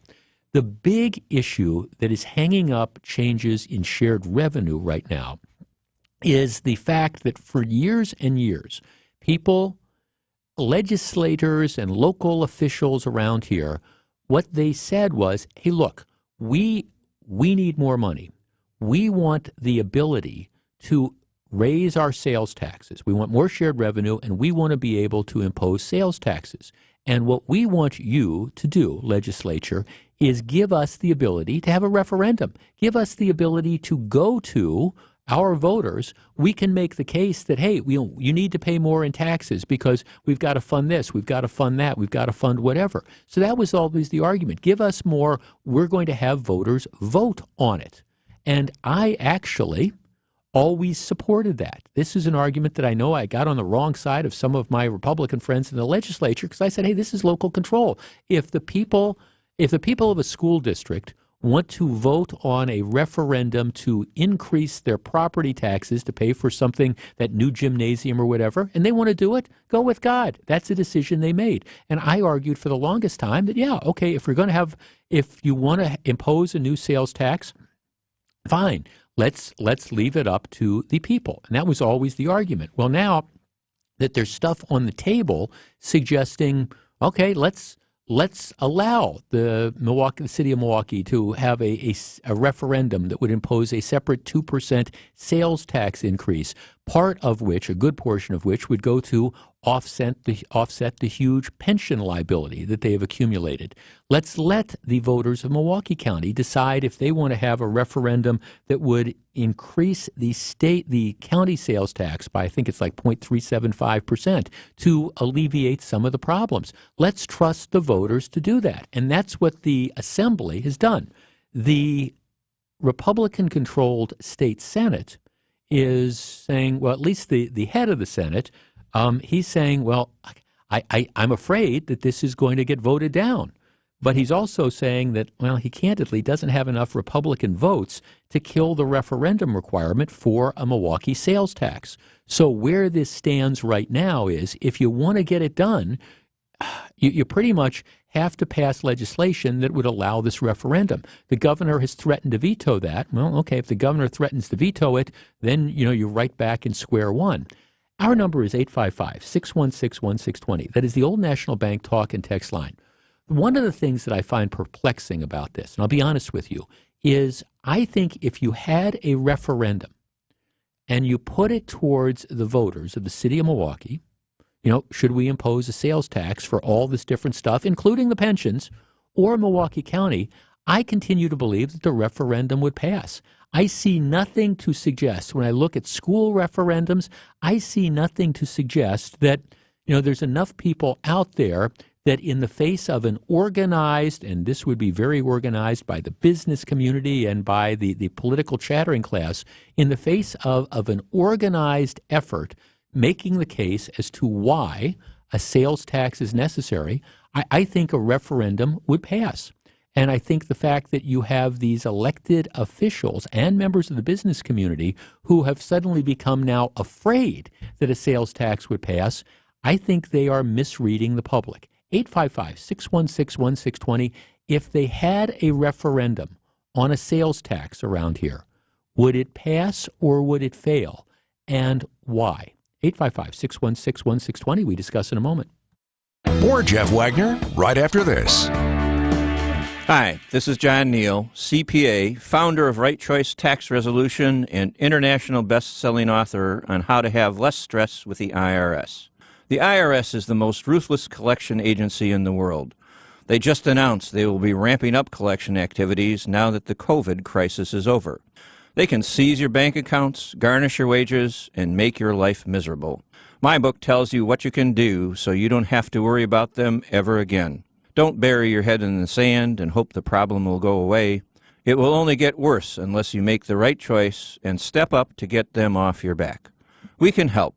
We help reduce or eliminate penalties, negotiate payment plans, and represent you in tax audits. Make the right choice and go to rightchoicetax.us to book a call or meeting right now. We know you want to take the first step in getting the IRS off your back so you can live again. That's rightchoicetax.us. CPAP is one option that can be used to keep the throat open at night. It can work. There are other ways of keeping that airway open other than the machine. Another option that most people have never heard of is an oral appliance. An oral appliance is like a retainer that you wear when you sleep at night. It's super slim, slides in your mouth, and what it does is it helps to keep your airway open. That's exactly what a CPAP machine does. Most people who are good candidates for a CPAP machine to treat their sleep apnea are also good candidates for an oral appliance. Most of those people never get offered an oral appliance. Advent has decided to change the practice of medicine in this country by offering oral appliances to our patients. And what that means is we are allowing our patients to have the choice of a CPAP machine oral appliance when they have sleep apnea, and that's a big deal. Breathe well with simple solutions. AdventKnows.com. I'm Jim Cantrell, and I believe we can show you a wiser way to build your wealth. So go to financialstrategiesinc.com and schedule a no-cost consultation. Financial strategies, a wiser way to build your wealth. He's one of the biggest stars in the world of classical music, and on June 20th, you'll have the opportunity to experience the singular artistry of Joshua Bell when he joins the Milwaukee Symphony Orchestra as soloist in works by Chausson and Bruch. Tickets are going fast, so don't wait another moment to visit mso.org to reserve yours or call the box office at 414-291-7605. Hear Joshua Bell in Chausson's evocative poem for violin and orchestra from the late 19th century, as well as Bruch's ever-popular and thrilling first violin concerto. The concert will open with Dvorak's lush and tuneful Symphony No. 8. Joshua Bell performs with the Milwaukee Symphony Orchestra June 20th only. Call for tickets 414-291-7605 or visit mso.org. You're listening to Jeff Wagner on WTMJ. 855-616-1620. That's the Old National Bank talk and text line. I have seen nothing when it comes to referendums on increasing taxes. I've seen nothing over the last 5 or 10 years which convinces me that people wouldn't support an increase in the sales tax if given that option. Because as a general rule, if you look at school referendums, regardless of what it's for, almost everything, ends up passing. Now, I do acknowledge school referendums are a little bit different because while everybody pays property taxes directly or indirectly, I mean, if you're a renter, you pay, part of your rent goes to the property taxes that the landlord that your landlord has to pay. So I understand that everybody pays, but at the same time, if you're a renter, it's tougher to see that. When you're talking about a sales tax increase, it is easy for everybody to recognize, wait, I'm going to have to pay an extra 2%. Regardless of who I am, so you're not really deciding something involving other people's money. So that may be a factor, but I continue to believe that I think that you have elected officials and you have the business community that could make a compelling case, and I think it would pass, and then you make this entire issue go away. Vincent in Lannon. Hi, Vincent. You're on WTMJ. What do you think? Good afternoon, Jeff. Thanks for taking my call. Yes, sir. Several years ago, Milwaukee County proposed a 1% sales tax, and they sent it to referendum. Yep. The referendum passed. Overwhelmingly. Overwhelmingly, and the Republican legislature denied it. Denied that 1% sales tax, which would deny the county the sales tax. And so I believe in the referendum. I agree with Robin Voss. I think you should go to the people and ask them, do they want to raise their taxes and not have a entity like the city or the county just willy-nilly raise it at any point in time. And I think one of the reasons why the city is afraid is because they're asking for a 2.5% increase. Yeah. And I think that's a problem. I think if they came to the citizens of Milwaukee and said, hey, can we have a 1% or 1.5, it'll possibly pass. Mm-hmm. But the fact is, if you go to the public, I think it'll be a tougher sell if you ask the public to go for a 2.5 increase in their sales tax. The other interesting thing that I was thinking as you were commenting, Vincent, is the other thing a referendum does is it puts the elected officials, I think it holds them more accountable for spending, because you've got to go and you say, okay, we're asking for this money, but these are the things that we're going to use. We need to do. We have these obligations as pension obligations. We got to pay for the cops. We got to pay for the firefighters, et cetera. And I think it makes it tougher down the line for somebody to say, well, let's pull back on the cops and let's spend it on something that the taxpayers might think is more frivolous. We can all think of examples, whatever that is, but it might hold elected officials more accountable because they're going to have to say what this money is intended to do. Exactly, and also if you just allow the city to do it on its own, it may become a 3% sales tax or a 4% sales tax. The fact is, you have to go to the public. That they are representatives of the people, and the people should have the right to say whether they want to raise their taxes. Period. Yeah, no, thanks for the call, Vince. Yeah, I mean, I think it is just so interesting to me that there is this fear among all these people who pushed a referendum. Now they're afraid. They're afraid to do it. And you make another interesting point as well, Vincent, because there's already talk. You've got at least one alderman that I'm aware of, and maybe more, who are they're saying, well, why are we only doing 2%? We should maybe add a third, it should be 3%, it should be 4%, because we want to spend another 1% on transportation. Let's fund another one of these high-speed transit lines, or we want to, you understand there's still some people who, so help me, they want to expand the HOP. They still think that this would be a wise use of, $50 million, $100 million. I mean, and that, if you have a referendum, I think it limits the ability of some of these elected officials to do that, because they have to go out and they have to justify in today's world, why is it that we need the money? And candidly, I don't think they're going to have any problem doing that as long as they make it clear that we're going to do this on priorities and things like that. Let's talk to Ken in Ozaukee County. Ken, you're on WTMJ. Good afternoon. Hey, Jeff. How you doing? Good. What do you think? Would this referendum pass? Well, I want to take a little different spin, Jeff. You make the parallel to a school referendum that is only voted on by the people in that school district, and it only impacts the people in that school district. Mm-hmm. In this sales tax, we find people who live in the land of Oz, also known as Ozaukee County, Mm-hmm. have no voice in this sales tax being voted up, down, or otherwise. Right. But yet if we go to Milwaukee for dinner, for a show, for whatever, shopping, we are going to be impacted and have to pay, but yet had no voice in raising the sales tax.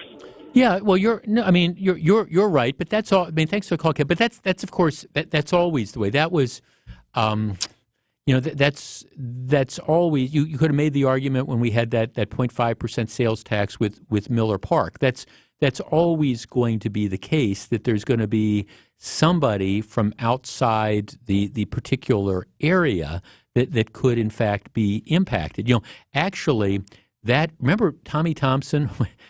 It was the legendary Tommy Thompson move when he was trying to encourage legislators to vote for the 5-county sales tax. He said, well, he was up somewhere in Door County, I think, or Green Bay or whatever. He's up. Yeah, you guys should vote for it. Stick it to Milwaukee because you're not going to be paying it. So it's always there's always going to be that argument. Actually, that might be an argument that people in Milwaukee make, saying, hey, look, yeah, we're going to pay for it, but look, a lot of it's going to be paid for by people in Waukesha or people in Ozaukee County or people in Washington County or Racine who come here. And from the perspective of people outside of Milwaukee County or the city of Milwaukee, yes, if you come in and you patronize the stores and stuff, you're going to have to pay the taxes. At the same time, nobody holds a gun to your head and says that you have to shop in the city of Milwaukee as opposed to somewhere else. And that's the other issue that comes with this. I just go back to my basic premise, though. I don't know for the life of me why they're so afraid of a referendum.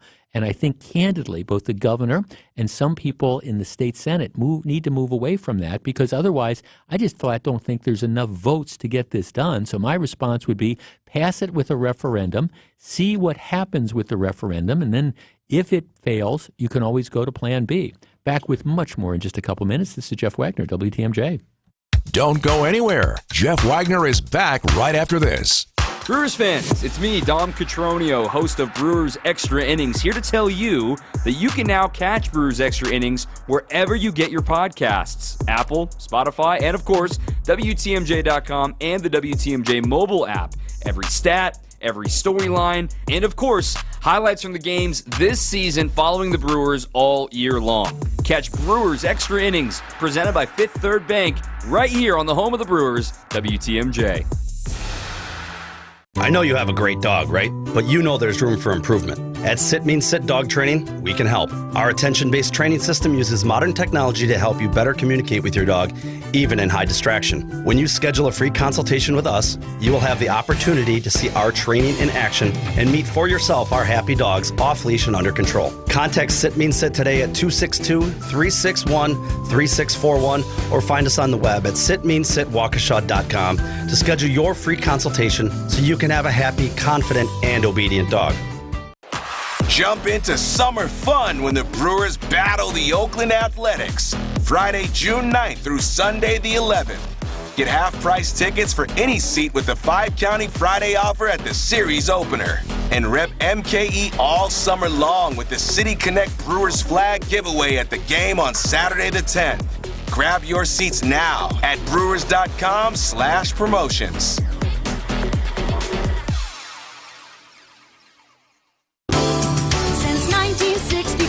We've changed your tires and so much more. Richland's Tire and Service, such a refreshing change. Richland's.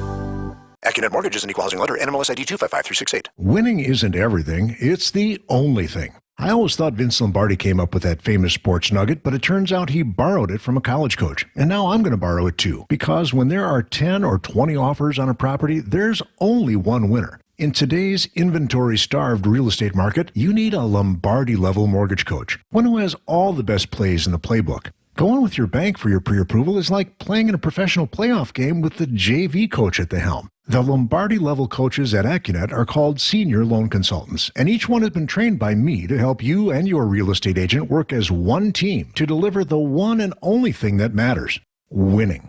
So if you've been losing with your flimsy bank pre-approval, trade up today to a rock-solid guaranteed pre-approval and a Lombardi-level game plan. And if you're just getting started, why not start with the best? Click on the blue button today and get started with your winning game plan at accunet.com. Anything that can go wrong will go wrong. That's Murphy's Law, right? Put an AC guru from Team Austin up against Murphy's Law, and smart money is on us. Eric Smith here from Austin Plumbing, Heating, and Air. And when we take your air conditioner apart, and just so you know, we will, our guru has the opportunity to see exactly where the problems are, or could develop in the future. It's not a rag snap in safety inspection and get down the road kind of a deal. Nope, we're coming at Murphy with torches blazing. By the time we're done, your AC isn't just reassembled, it's returned to factory fresh conditions and guaranteed against breakdowns all summer long. A machine that'll save energy dollars, not gobble them up. We're going to leave it a better running, more reliable version of itself. And if we find a cause for concern or future breakdown, let me coin a phrase. If we see something, we'll say something. Team Austin is here to help you win the war against summer heat. So back off, Murphy. Book your AC tune-up now and get a jump on the heat. Go to teamaustin.com. You've heard about Purple mattresses. Try it before you buy it at Steinhoffel's. WTMJ, W277CV, and WKTI HD2 Milwaukee from the Annex Wealth Management Studios. This is News Radio WTMJ, a Good Karma brand station. Your locally owned hometown station gives you the news and what it means to you. Wisconsin's radio station, News Radio 620, WTMJ, Milwaukee.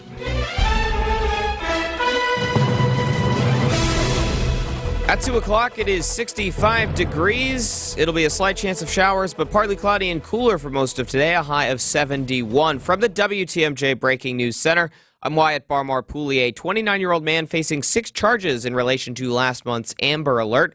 According to a criminal complaint, Kewan Parker contacted his ex-girlfriend on May 31st asking to see his 1-year-old daughter, Kennedy. After she told him no, Parker allegedly went to her home and kicked in her door, which had been locked. Prosecutors say he went upstairs, took his daughter, and left. The complaint says he then contacted his ex-girlfriend and told her not to call the police or he would take their daughter on a high-speed chase with police, at which time their daughter would, quote, fly out the window, as well as threatening to torture Kennedy. Parker took her to a family member's house, and then after the Amber Alert was issued a few hours later, Parker ended up contacting a family member and had them bring his daughter back to the other side of her family. Milwaukee Brewers manager Craig Counsell sharing... That's a bit of a mistake by me. The Milwaukee Bucks' exhaustive head coaching search is now over. Without further ado, it's my absolute honor to introduce Adrian Griffin as a head coach of the Milwaukee Bucks. The 17th head coach in franchise history was introduced Tuesday morning in the Deer District. We're super excited about the opportunity. I've waited a long time for this. It's a full-circle moment for Griffin, who began his coaching career as an assistant for Scott Skiles in Milwaukee in 2008. It's very sentimental for me. Again, this is where I started. According to GM John Horst, Griffin was one of 20 candidates involved in the process. From the Deer District, Greg Matzik, WTMJ Sports. And now, Milwaukee Brewers manager Craig Counsell sharing some advice for Griffin during his visit on WTMJ's Wisconsin's Morning News. It's different being an assistant than a head coach. It's different being a player to an assistant coach, and those are things you learn as you go. And there's different responsibilities. But, you know, the key is to kind of act with your gut. There's a lot of information in the world, but every decision we make ultimately comes down to our gut. Counsell, the MLB counterpart to Griffin, joins Wisconsin's Morning News for Brewers 360 every Tuesday morning at 7:45. Turnover and job vacancies are painting an alarming picture of the state government workforce. An increase in unfilled positions and in job turnover is placing a strain on state prisons, veterans' homes, and any facility that requires around-the-clock staffing. The Wisconsin Policy Forum is out with new data. It says the greatest workforce challenge is with the VA Department, the Corrections Department, and the Health Services Department, despite notable pay increases from last year. The Policy Forum says lawmakers must consider options, calling the effects of this turnover very serious. Eric Bilstead, WTMJ News. And a new headliner for the Wisconsin State Fair this year, the rapper Ludacris will headline the main stage on August 11th. Sports, traffic, and weather coming up next. Citing Unlimited, WTMJ News Time, 2:04. In Wisconsin, our festivals and events are in full swing all summer long. Here's to seeing legendary golfers at the U.S. Senior Open Championship in Stevens Point, to joining thousands of your closest music-loving friends at Summerfest in Milwaukee, and to wondering, where art thou, Romeo? At the Wisconsin Shakespeare Festival premiere this summer in Eau Claire. Here's to those who Wisconsin. Find more summer events at travelwisconsin.com. Thrifters can spot great deals from a mile away. And here the term great deal is an understatement. The lowest prices on men's, women's, and children's clothing. Toys, furniture, housewares, jewelry, and accessories. Bikes, books, games, and more. And every time you're here, you'll find something new. So if you're thrifty, you'll find this place is pretty nifty. St. Vincent de Paul Thrift Stores. Highway 100 in Layton and Greenfield. And 23rd and Lincoln in Milwaukee. You're gonna love it, St. Vincent de Paul. Get help for your house this Saturday from Eric Brown. The president of Siding Unlimited knows his stuff. Yes, their name is Siding, but they do so much more. Windows by Pella and others, roofing, decks. That's why they are Siding Unlimited. Eric can advise you with anything about your home's exterior. Make a point to listen and call Eric this Saturday on WTMJ's Fix It Show. And remember why they are called Siding Unlimited. They are siding and much, much more. See sidingunlimited.com and you'll see. While the warm weather has you feeling like new, get old with a money market account from Old National Bank and earn a 5.00% annual percentage yield. Whether you're saving up for something big or just for a rainy day, Old National is here for you. Earn 5.00% APY with our limited time 12-month introductory money market offer. To earn the promotional rate, account must be funded with a minimum of $10,000 not on deposit at Old National as of April 14th, 2023. Learn more at oldnational.com or visit a local banking center today. Offer not available online. Member FDIC. Old National Bank. Get old. After scoring 20 runs in the first 3 games of the series against the Reds, the Brewers failed to produce any offense on Monday night, falling to Cincinnati by a final score of 2-0. The Brewers are back home tonight, hosting the Baltimore Orioles for a 3-game set. Coverage will begin right here on WTMJ at 6:05. Freddie Peralta is expected to get the start. Over to the ice as the Milwaukee Admirals saw their magical season come to a halt on Monday night as they dropped the 4-3 loss to the Coachella Valley Firebirds in Game 6 of the Western Conference Finals. To the NHL, where the Vegas Golden Knights are now 2 wins away from the Stanley Cup as they thoroughly beat the Florida Panthers in Game 2 by a final of 7-2. Game 3 between the two teams now shifts to Florida and is set for Thursday night. I'm Brandon Snide, WTMJ Sports. Taking a look at your roads with your Johnson & Sons Paving Time Saver Traffic, and I've got good news. That mess at the Mitchell is all cleaned up. It should be smooth going as you head from now onto 894 westbound. It's 894 eastbound now that's got a crash at the ramp from Forest Home Avenue. That, though, is off on the right shoulder. We are still seeing some slowness on 94 westbound through the Stadium interchange. It's a couple minutes extra there. It'll take you about 8 minutes to get from downtown to the zoo, but that's all that you should watch out for. Traffic is sponsored by Miller Mobility, equipping seniors to remain living at home. Mention this ad and save 10% on stair lifts, scooters, lift chairs, bathroom safety, and more at Miller Mobility's Customer Appreciation Sale, June 9th and 10th. MillerMobility.com. Time for the WTMJ 5-day forecast. Slight chance of showers today. It'll be partly cloudy and cool, a high of 71. Tonight's going to be mostly cloudy, the low down to 55. Back to mostly sunny skies tomorrow, a high of 71. That continues on Thursday, mostly sunny, high of 72. Partly cloudy skies on Friday, a high of 78. And Saturday, we'll have a chance of rain, maybe even some storms. It'll be mostly cloudy, the high up to 78. Right now in Madison, it's 73. In Green Bay, it's 69. In Waukesha, it's 71. And in Milwaukee, it is 65 degrees. I'm Wyatt Barmore-Pooley, Siding Unlimited, WTMJ News Time, 2:08. Live from the Annex Wealth Management Studios at the Avenue, it's the Jeff Wagner Show. Now, here's WTMJ's Jeff Wagner. Wyatt, we are a different generation. You know what lawn darts are? You can say no. Well, so I know the phrase. I don't know if I know exactly. I know what lawn bowling is. Okay, no, this is not lawn bowling. The reason I bring this up is my producer Charlie and I had this conversation earlier today because we were talking about something different. When I was a kid growing up, there were these things called lawn darts, and what they were, the most popular form of lawn dart was something called a jart, J-A-R-T. And the way you would play this, it was kind of like horseshoes, but you had two like plastic rings, like little small hula hoops, and you would put them on different sides of the lawn. And then each competitor had these three, well, they were just kind of like spiky things. They were like big darts, and you would throw them underhand like you would throw horseshoes. And, just like horseshoes, if you got it in the ring, you got 3 points, and whoever got closest got points. But you'd throw these big darts is how you would do it. See, what we had growing up was the internet.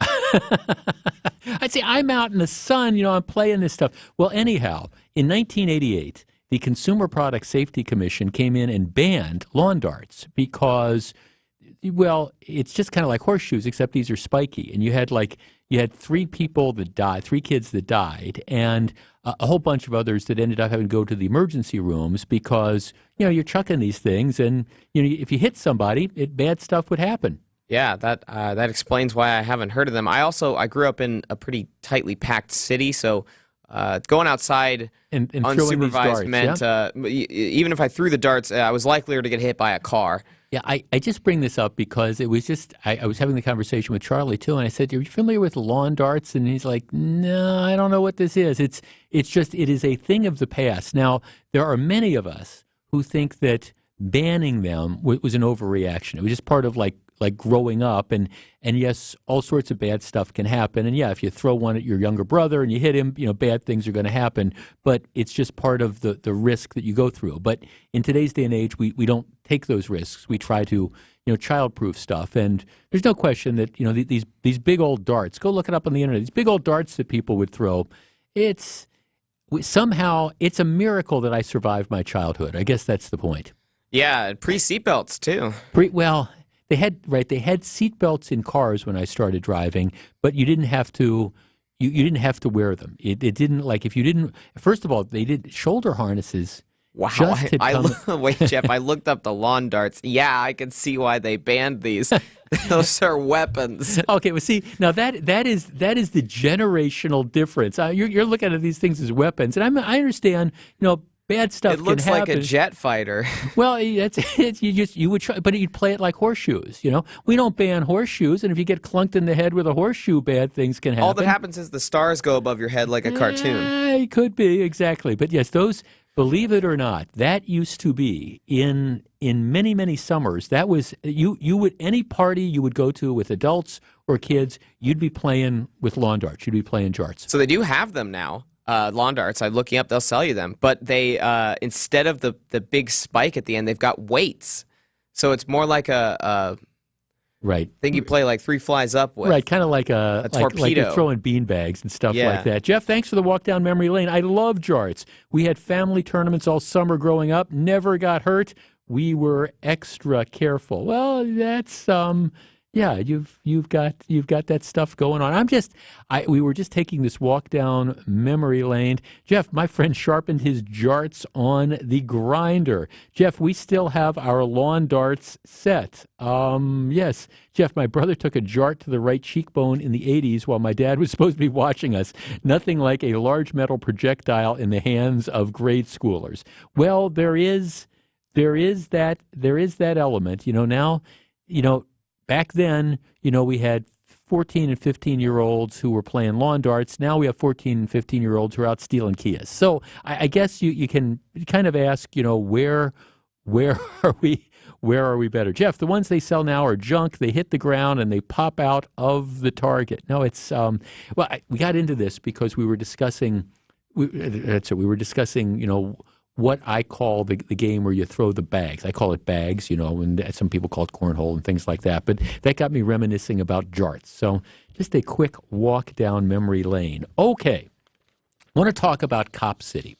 Over the last year or two, and we've touched on this once or twice, but if you watch the national news, there's something going on in Atlanta. Now hear me out, because this is happening in Atlanta, but it raises this kind of larger question. What they are doing in Atlanta is the city has decided to build a large training facility. They call it the Public Safety Training Center. And it's an 85-acre lot that is, right now it's on vacant land. And what they're going to do, the purpose of this is to teach firefighters and 911 operators, along with police, about how to serve and protect communities. It's a $90 million facility that's going to include a mock city, a burn building for firefighters to practice on, a firing range, a driving course, stables and pasture land for police horses, kennels for canine units, as well as classrooms. So it's a giant training facility that they are building. The people who are pushing this, that they say, look, this is actually, by building this training facility, we're going to save the city about $6 million over the course of 30 years, because we're going to have this one big training facility instead of having to lease all sorts of other substandard stuff. So this is the big thing. This facility has become the target of some of the Atlanta protesters and also the Antifa crowd. So you have people streaming in from all over the country who are protesting this. Some of them are environmentalists because they don't want them tearing down these woods, but others are people saying, well, all this is going to do is, further the police as they, this is going to teach them how to, kill black people and things like that. That's seriously the argument that's being made. But they're going to go ahead. At least last night they had a 14-hour session where they went ahead to vote to do this. One of the people who was arguing against it, this is the argument that they made. Now, building this training facility is going to, over the years, like they say, it's a more cost-effective way of doing it. But, you've got to invest money in the beginning to do this. One of the members of the council in Atlanta, this is the argument they make. They call it Cop City. We have to stop Cop City. If the same resources were put into eradicating poverty, then we prevent crime from happening in the first place. So the argument is, if you're going to take tens of millions of dollars, and if we spent it on eradicating poverty, you're not going to need the cops. You're not going to need police training. You're not going to need 911 operators. You're not going to need the canine dogs. You're not going to need, the firefighters to be trained. All we have to do is take this money and instead of investing it in a training facility involving the police and the firefighters and the 911 operators and, teaching people how to go about urban policing and urban firefighting, if instead we just scrapped this and took that same amount of money and used it to eradicate poverty, we would essentially make all these things that we need the police and the firefighters for go away. 855-616-1620. That is the Old National Bank talk and text line. What is this person smoking?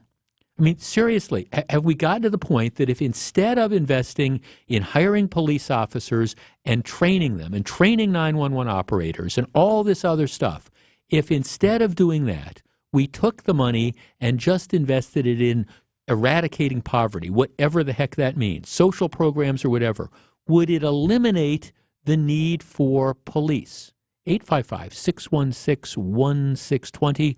My comment would be, well, there's nothing that indicates that because we've had great society spending for the last, 50-some years. We've poured all sorts of money into anti-poverty programs, and crime in general has gotten worse. But what do you think? If instead of spending this money on police training, we just put it towards eradicating poverty, would it make crime go away? We discuss in just a minute.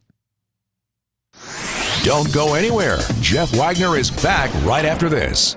Get inside the mind of Mark Tauscher. I got no FOMO for your show, Mo. See the world from his perspective. The chutzpah on this guy to bring ribs onto the plane and then eat them. I can't think of anything worse. On Wisconsin's Morning News. Every day at 7:50. I like a little mayo on the broth. Oh, it's actually bad. What are you, French? Mark Tauscher on Wisconsin's Morning News. Presented by your Wisconsin Chevy dealers. Pella Windows and Doors of Wisconsin and Kohler Services. This is WTMJ Jeff Wagner here to tell you about Built Right Furniture's Memorial Day mattress sale, which has been extended through Saturday. Shop the most unique selection with over 60 models and 500 mattresses in stock. Built Right always saves you money. Don't make a mistake by ordering online or from an employee-free store. With Built Right's legitimate sale prices, you will get an exceptional value and you're going to get a great night's sleep. Built Right does the research for you and their team will take the time to help fit you. Built Right specializes in flippable two-sided mattresses and heavy-duty mattresses that hold up to 600 pounds. Plus, they offer free delivery on mattress-only purchases of $5.99 or more, and they'll remove your old mattress as well. Select model sets include a free mattress pad or heavy-duty bed frame. Voted best place to shop and winner of the Home Furnishings Association's 2023 National Retailer of the Year Award. How cool is that? They're open Monday through Saturday. They open at 10, they close at 6. Sunday they are always closed so people can be with family. When you get there, do yourself a favor, do me a favor too, because it's a big deal and they love to hear this. Tell them WTMJ's Jeff Wagner sent you to locally and family-owned Built Right, 5430 West Layton Avenue in Greenfield. An official message from Medicare. Don't let preventable diseases stop you from doing the things you love. Medicare Part D now covers all recommended vaccines, like tetanus and shingles, at no cost to you. That means you don't have to stop whipping up your favorite recipes or dusting off your guitar to show that rock stars never get old. Talk to your doctor about which vaccines are right for you so you can keep doing the things you love. Paid for by the U.S. Department of Health and Human Services. I'm Randy Miller, owner of All Right Home and Remodeling and current president of the Milwaukee chapter of NARI. For 3 generations, our family business has been about more than just our family. It's about the people who work for us and with us. It's about helping families improve their homes, which improves their lives. It's about honest work and fair pricing. It's also about paying it forward by giving back. Get started at ALLRITE remodeling.com. Back for more. Here's WTMJ's Jeff Wagner. See, I can understand if you want to say, okay, we don't need to build this new police training facility because it's going to, you're not going to have enough police that are trained there, or, this isn't the best way to do it, or it's too expensive. Oh, okay, you reasonable people can argue that. But that's not what the argument against this training center is, or what the opponents are calling like Cop City. It's that this is a complete and total waste of money. If we took the same resources that we're going to use to build this facility that is going to, again, train the police officers and train firefighters and train 911 dispatchers. If we would take that same money and put it into eradicating poverty, then we prevent crime from happening in the first place. Okay, really? I mean, if you throw a bunch of anti-poverty programs into the city of Atlanta and spend a bunch of money, do you really think that that is going to eliminate the need for trained police officers or firefighters or 911 dispatchers? One of our texters says, hey, I grew up with Star Trek, and even in the idealized world that Gene Roddenberry had, they still had security officers to deal with people who chose not to follow the rules. Let's start with Pat in Milwaukee. Pat, you're on WTMJ. Well, to me, with your question, I think that I would back the police because they need that. They need their backing. They need the money. They need to know how to do it right. And everything changes, so they need that facility to do that. And with the money, if you just go, they say, well, then eradicate poverty. That's been tried, and it's keeping on going and going. We keep on throwing money at it, but people are still in poverty. They don't want to work their way out of it. Some do, some don't. That's my opinion. Well, Pat, I mean, look, one of the things that we learned, and sometimes we have to relearn lessons, is, during the Great Society, where we had this huge expansion of welfare programs, which were designed to provide a safety net for the people who were less fortunate. Nobody should argue about that. But they became, you had generational situations of people who just became dependent on the dole. We moved away from that in the 80s and the 90s. Bill Clinton, of all people, was an architect of getting people off the dole, getting people to work. Now we're starting to go back the other way.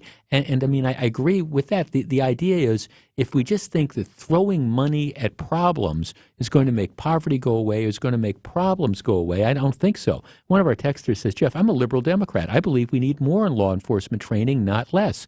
I believe it will actually lead to less negative citizen police contacts. Maybe George Floyd would still be alive if more police training had occurred. I believe that people protesting this are misguided. The police are not the enemy. Well, that's exactly right. I think that you would be making the argument that, first of all, I think it is silly to argue that we do not need police. And we don't need firefighters because, by the way, it's not just people who are in poverty who are committing crimes or who are in need of fire services or who are calling 911. I mean, that's sort of a peculiar attitude to begin with. I mean, you need police to deal with all sorts of things, and I think in some respects it's kind of insulting to imply that it's only people of lower socioeconomic means that are creating problems with crime. Is there perhaps a link or definitely some causation between people who come from lower socioeconomic circumstances and decide that, okay, our way out of it is to commit crimes. Well, okay, maybe. Again, I'll leave that to smarter people than me. But this idea that it's just exclusively poor people or poorer people, and that's the principal motivation for crime, I don't believe that's, I think that's kind of a dangerous sort of attitude to have. 855-616-1620. Chris on the West Side. Chris, you're on WTMJ. Hello. Hey, good afternoon. Part of what I was going to say, you just touched on with not all criminals come from poor backgrounds.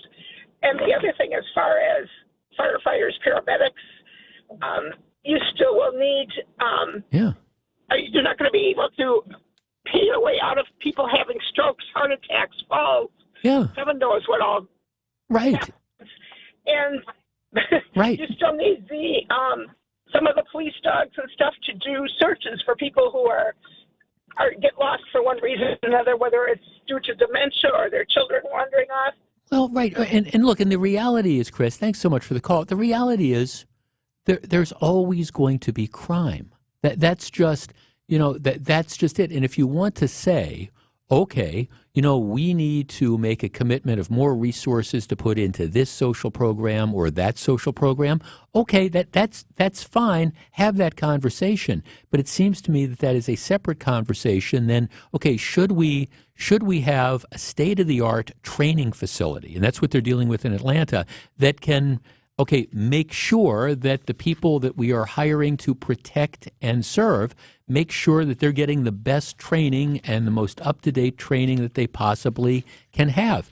And that, to me, should be a goal of everybody. It's why the defund the police movement, which has turned out to be just, I think, an embarrassment, and it was apparent that it was going to be an embarrassment just for so long, because the defund the police movement, was premised on the idea that if we get rid of cops, everything's going to be, all hunky-dory and well and good, and we're always going to need police. Now, if you can raise people out of poverty so they feel that they have other options, if poverty is what is driving them to commit crimes, and I'll put that as a big capital if, okay, that's all well and good. And I'm not against social programs trying to do that, or more importantly, trying to get people to work so they can work their way out of this and make better lives for themselves. But I don't see it as mutually exclusive. We want trained police officers. We want the best we can possibly have when it comes to firefighters or 911 dispatchers. And this argument that, well, we shouldn't be doing this,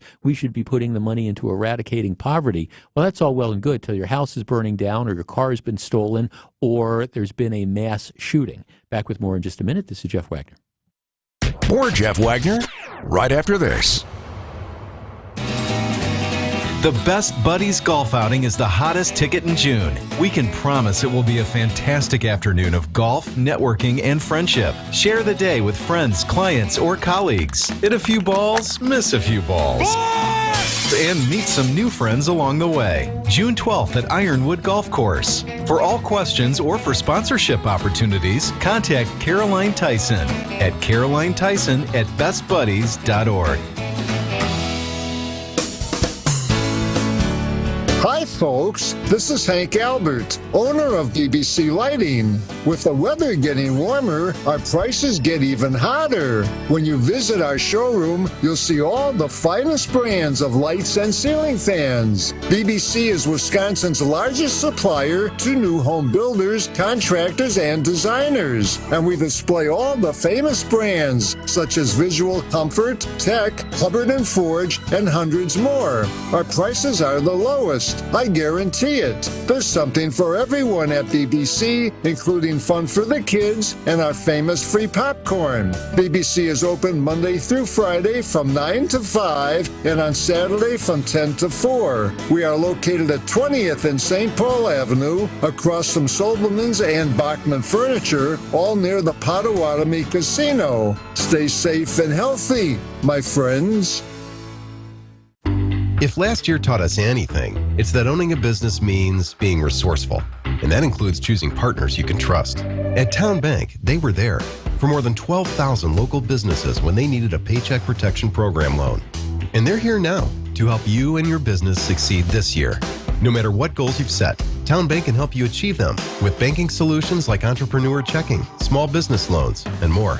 Learn more at townbank.us. Member FDIC, Equal Housing Lender. It's ESPN Milwaukee's Jen Latta, and I have told you about the delicious pizza and Italian snacks that you can find at Proof Pizza inside St. Kate the Arts Hotel. But now there's even more to be excited about. The restaurant has added new sandwiches to the menu. Available every day from 11 to 4, you can enjoy items like the Red Rock Chicken BLT, the Meatball Hero, and more. Order from the counter at Proof or directly from the bar at St. Kate. Explore the new sandwiches and the rest of the menu at proofpizzamke.com. Jeff Wagner on WTMJ. I am so very glad to have you spending your Tuesday afternoon with me. WTMJ Breaking News time is 2:31 p.m. And from the WTMJ Breaking News Center, here's Wyatt Barmore-Pooley. Thanks, Jeff. Turnover and job vacancies painting an alarming picture of state government workforce. An increase in unfilled positions and job turnover is placing a strain on state prisons, veterans' homes, and any facilities that require around-the-clock staffing. The Wisconsin Policy Forum is out with new data. They say the greatest challenges are with the VA department, Corrections Department, and Health Services, despite notable pay increases from last year. A 29-year-old man facing 6 charges in relation to last month's Amber Alert. According to a criminal complaint, Kewan Parker kicked in his ex-girlfriend's door and took his daughter Kennedy before saying that he threatened to throw his daughter out the window of his car if police were called, as well as threatening to torture her. Parker taking his daughter Kennedy to a family member's house, and then luckily after the Amber Alert was issued a few hours later, Parker brought her back to the other side of her family. And Ludacris coming to the Wisconsin State Fair. The rapper will be the main stage headliner on August 11th. Time for news about your money and the WTMJ Annex Wealth Management Market Update. And now we've got all of the major ones in the green, the Dow, S&P 500, and the NASDAQ all in the green. The Dow up just 10 points. The S&P also up 10 points, but that's a little bit more significant there. That's 0.25% up. And the NASDAQ also up more than 0.25%. They are up 48 points. Get on track with investment and retirement planning. Visit annexwealth.com, and you can click the Get Started button today. Taking a look at your roads, it is your Johnson & Sons paving time saver traffic, and it looks like the major problem area right now is 94 westbound, and now it's from the stadium and back towards the Marquette. It looks like that is causing some delays. It looks like it'll take at least a couple extra minutes. Looks like it's pretty fine once you get through the stadium interchange, but heading in through the stadium towards the zoo interchange is going to be a little bit of a mess. Everything else looking good, and there are no accidents to be reported. Traffic is sponsored by Hall Mazda Milwaukee. Visit hallmazdamilwaukee.com. Be our eyes on the roads. Report accidents, slowdowns, and road conditions to the WTMJ Hall Mazda traffic tip line at 414-238-9329. Time for the WTMJ 5-day forecast. Partly cloudy and a little bit cooler today. A high of 71. Tonight, mostly cloudy, a low of 55. Tomorrow, mostly sunny skies, a high of 71. Sunny skies continue on Thursday, a high of 72. Friday, back to the clouds. It'll be partly cloudy, a high of 78. And Saturday, we will see a chance of rain and storms. It will be mostly cloudy with a high of 78. In Caledonia, it is 67. In Germantown, it's 73. And in Milwaukee, it is 67 degrees. I'm Wyatt Barmore-Pooley, Siding Unlimited, WTMJ News Time, 2:34. Okay, so Wyatt, the banner headline on CNN that I was watching while you were doing the news, not that I wasn't paying full attention to you, but the banner headline said, "How long babies are breastfed may impact test scores." That's a lot to unpack right there. Yeah, that to me sounds like a correlation is not causation kind of thing. I'm trying to. On one hand, I'd kind of be interested to figure out, because I understand. What's the impact if you were a C-section versus a natural birth? Well, I don't know. I'm trying to think that we got to get to the bottom of the hard questions. I'm trying to think that, okay, Mom, was I breastfed or bottle fed, and did that explain why I did what I did on the LSATs or something? You just don't know. Inquiring minds want to know. Inquiring minds wanted to know, and maybe they figured it out. Exactly. Who knows? Oh, by the way, a number of our texters were listening to our conversation about lawn darts, and they feel that in my role as a mentor and a leader and stuff, I should take you and Charlie out. We should score a pair of lawn darts and then go film us all playing it. Should we bring body armor too? Well, helmets, face shields. There is that element, because you have to understand the way you play lawn darts is. Well, generally, if there's like two on a side, like two are one way behind one thing and two are the other, so you're actually kind of throwing at people. Yeah, it's like cornhole. Well, right, but you stand far enough back, presumably, and you're paying attention. But I'm getting all sorts of pushback saying, you got to score that, and you got to take Charlie, and you got to take Wyatt out, and maybe we can find somebody who's willing to throw caution to the wind and join us, and we can video ourselves playing lawn darts. I'll pack my umpire's gear. There you go. Okay, right. Or your hockey mask and your body armor and, bring shields if you're into that kind of stuff. Just saying, when we come back, it's not something I would do, but hundreds of thousands of Americans are doing it. I will explain. We will discuss. Stay tuned. Jeff Wagner returns after this on WTMJ. Music Director Laureate Ado DeVart returns to conduct the Milwaukee Symphony Orchestra in Jupiter and Serenade, June 9th through the 11th at the Bradley Symphony Center. Call the box office now for tickets at 414-291-7605 or visit mso.org.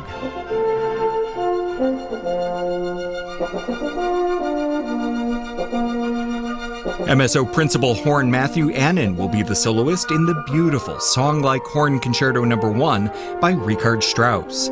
Also on the program, the Serenade No. 2 by Johannes Brahms, and these concerts will conclude with Mozart's Tour de Force Final Symphony, best known by its nickname, Jupiter. Jupiter and Serenade runs June 9th through the 11th only. The number again for tickets is 414-291-7605 or online at mso.org. Find Dad's Day deals that won't be beat this Father's Day at Fleet Farm. Going on now. Get $60 off a Milwaukee M18 cordless 2-tool combo kit. On sale, $169. Or get a Bighorn Greystone pellet grill for just $279.99. Plus, if you find a lower price, we'll match it. We have what you need for everyday life at new, lower prices. Fleet Farm. WTMJ's Vince Vitrano here. I've played sports my entire life, been hurt a lot of times, but never had been injured until I had to stop doing the sports I enjoyed because my knee flat wouldn't allow it. I visited Orthopedic Associates of Wisconsin, where they took great care of me. I put my knee in their doctors' capable hands, and now I'm back in the gym, carrying my golf bag, pain-free for 18 holes, and playing tennis as often as I like with no issues. I'd recommend Orthopedic Associates of Wisconsin to anyone. Visit orthowisconsin.com. Welcome back to Jeff Wagner on WTMJ.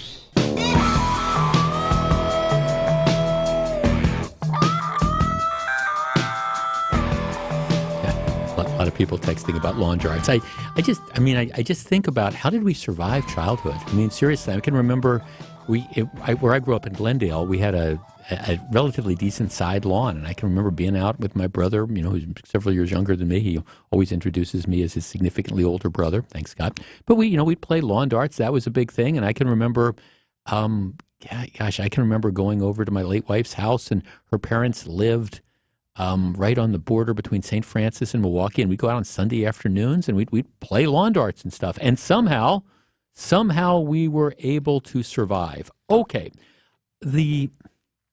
it might have been the first or the second, I think it might have been the first listener trip I took, which was a long time ago. It was a trip to the south of France. And we were talking earlier today about getting a chance to go to Normandy. If you get a chance to go to Normandy, do it. But if you get a chance to go to the south of France, do it. It is spectacularly beautiful. It is. And I think we were staying in Nice, and about 45 minutes away from Nice is Monaco, Princess Grace and all that. And I remember, Monaco is just beautiful. And at the time, this is a number of years ago, at the time it was one of those deals where the dollar was much, much stronger than the euro.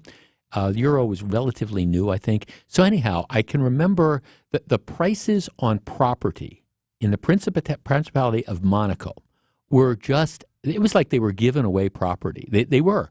And I remember there were like all these different condos that were for sale. And they were really, I thought, very, very dirt cheap. And I can remember, talking to my wife and saying, well, what do you think? This looks like a really, really cool place to live, and we could buy this now for a song, and and we could pay for it. This would be a great place that you could retire to.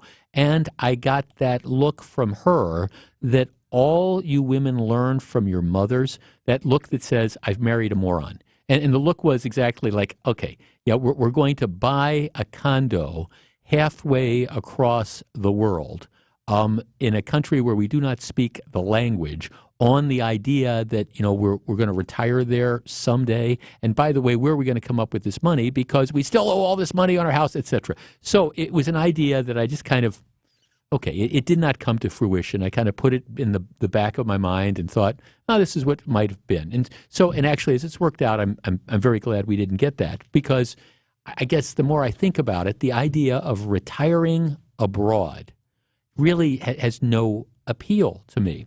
I bring this up because here is the deal. At the end of 2021, I'm looking at a story in the Wall Street Journal. Nearly 450,000 people received their Social Security benefits outside the United States. 450,000. 10 or 12 years before that, the number was 307,000, according to the Social Security Administration. So what they're saying is this is once this fringe idea. And when I had the idea, it was truly a fringe idea. But it's starting to go mainstream as more and more people are considering retiring overseas at very different places. And there's this story in the Wall Street Journal. They go ahead and they interview 6 retirees who have relocated to France, to Portugal, to Spain, and to Costa Rica. And what they're saying is that the cost of living in a number of these places, I don't know, it depends on where you are in France, I guess, but they're saying that the cost of living is so dramatically less, plus, you've got health care and things like that, that they're saying, hey, this is, it's a great deal. And like they've got a story about one couple that moved to Buenos Aires to begin with, and they didn't like Buenos Aires, but then, they said, hey, let's move to Paris. And so what they ended up doing is they've moved to Paris, and that's where they are located now, and they're learning French. Our number is 855-616-1620. That is the Old National Bank talk and text line. Would you consider retiring overseas? And what would be, if so, I guess why? For me, part of it is the remoteness. I like to travel. I like to see different places. And like I say, I've enjoyed the opportunities I've had to go to different places. But to retire outside the United States has absolutely no appeal to me at all. Buying a condo in Monaco or thinking about it 25 years ago for a brief moment, notwithstanding. Just for a variety of reasons, I don't want to be that far away. I don't want to be in a country where the language that's spoken isn't my first language. Can I see, spending the winters in a warm weather place like Florida or something like that? Yeah. But the idea of, going to Belize. I was talking to somebody the other day who was saying, yeah, I'm thinking of when I retire, I might want to head down to Belize. And I said, really? He said, well, yeah, money goes a lot farther. But I said, but you're in Belize. 855-616-1620. Would you consider retiring overseas? We discuss in just a moment. Stay tuned. Jeff Wagner returns after this on WTMJ. Hey, it's 620 WTMJ's Brian Z for Oconomowoc Dental Care and my guy, Dr. James Michaels. Summer is finally here. It's time to get ready for that warm weather. Graduations, weddings, all the travel plans that come with summer, plus your upcoming family events and all those photos and videos you're going to be taking. Make sure you have that best smile on display. Schedule your routine cleaning with my guy, Dr. Michaels. At Oconomowoc Dental Care, they're always going to make you as comfortable as possible when you're in the chair and give both you and your family an amazing smile. So whether it's a simple cleaning and exam, a more complex procedure, a teeth whitening, an implant, Dr. Michaels and the team at Oconomowoc Dental Care will take great care of you just like they take great care of me. At Oconomowoc Dental Care, affordable quality dentistry is no longer a dream. It's the reality. Dr. Michaels' fantastic staff can help you out with a no-interest payment plan. We all have to go to the dentist, so do not put it off any longer. Go see my guy, Dr. James Michaels at Oconomowoc Dental Care. Call his friendly and caring staff today and make your appointment. AccuNet Mortgage is an equal housing lender. NMLS ID 255368. Winning isn't everything. It's the only thing. I always thought Vince Lombardi came up with that famous sports nugget, but it turns out he borrowed it from a college coach. And now I'm going to borrow it too, because when there are 10 or 20 offers on a property, there's only one winner. In today's inventory-starved real estate market, you need a Lombardi-level mortgage coach, one who has all the best plays in the playbook. Going with your bank for your pre-approval is like playing in a professional playoff game with the JV coach at the helm. The Lombardi-level coaches at AccuNet are called senior loan consultants, and each one has been trained by me to help you and your real estate agent work as one team to deliver the one and only thing that matters, winning. So if you've been losing with your flimsy bank pre-approval, trade up today to a rock-solid guaranteed pre-approval and a Lombardi-level game plan. And if you're just getting started, why not start with the best? Click on the blue button today and get started with your winning game plan at accunet.com.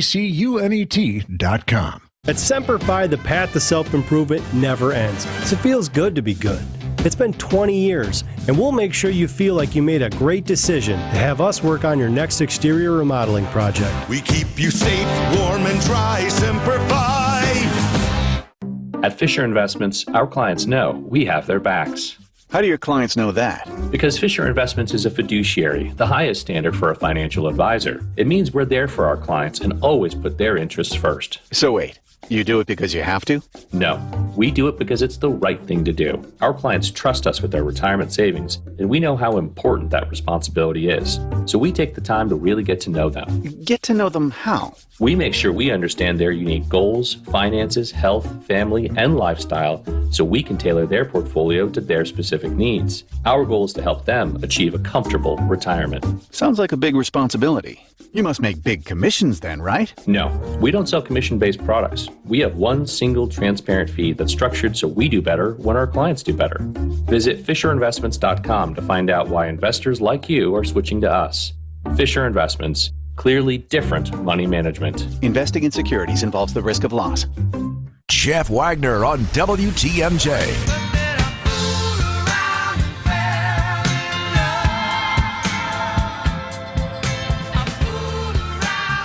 855-616-1620, which is the Old National Bank talk and text line. It's a story in the Wall Street Journal talking about how hundreds of thousands of Americans, and it's up dramatically over the last decade, are making the decision that they're going to retire overseas. And there's some interesting stories about, well, I mean, it's a different thing, you know, that, like, for example, this couple that retired to France, they have long stay visas that they have to renew annually, requiring them to show that they have enough income to support themselves and to promise they won't work for pay in France. Each month they get $4,300 from Social Security, about $5,000 from the guy's military pension, and $4,000 from a retirement account. They have no debt. Their two-bedroom apartment with views of the Eiffel Tower costs about $3,100 a month. Under France's national health insurance system, they pay a percentage of the cost of services. They receive supplementary coverage from the U.S. military. So anyhow, they go through this and they say, you know, at least right now, we'd like to live our days out here. Is that something that would appeal to you? 855-616-1620. Jeff, I've wanted to live abroad since I was 12 years old. I can't think of anything better than retiring in another country. Better quality food, better health care, more culture, cheaper to travel. I can't wait to be old enough to retire. I'd do it today if I could. My kids are in high school, and they'd willingly move abroad. You know, interestingly, I mean, I don't know about that better health care. I don't know about the, you know, better quality food. More culture, well, that's kind of relative, I guess. Cheaper to travel? Well, you know, maybe. I mean, I guess Europe, you can get the Eurail pass and travel around. Jeff, and here's the flip side. Another texter saying, no. For me, the considerations would be healthcare, safety, and cultural blending. Cultural blending would be, I think, one of the issues. Now, maybe if you have ties to the country, or your grandparents came from there, or But I'm just trying to think of somebody. See, I am not bilingual. One of my big regrets is there's some people who just they pick up foreign languages naturally, and I'm just not one of those people. And I've tried, and it's still a goal of mine that I'd like to get better at French, and I'd like to be able to at least have conversational Spanish. My problem is it's just not the way my mind works. And so, but I'm there is a day when I have more time that I'm going to do that. Jeff, I'm in my early retirement, and I already have unanticipated health issues.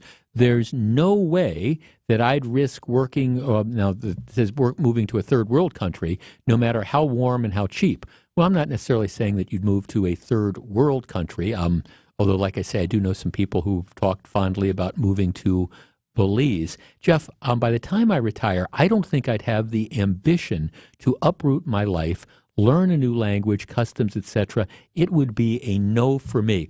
It's interesting. Back in another life, when I worked for the U.S. Attorney's Office, there were, and I don't know if this is still the case, but it was certainly the case back then, they were begging to have prosecutors who would be willing to go on assignment for a couple years to Hawaii, because they couldn't find people who'd be willing to go to Hawaii. Now, you might say, Jeff, that doesn't make any sense. Hawaii is paradise. Why wouldn't people be willing to do it?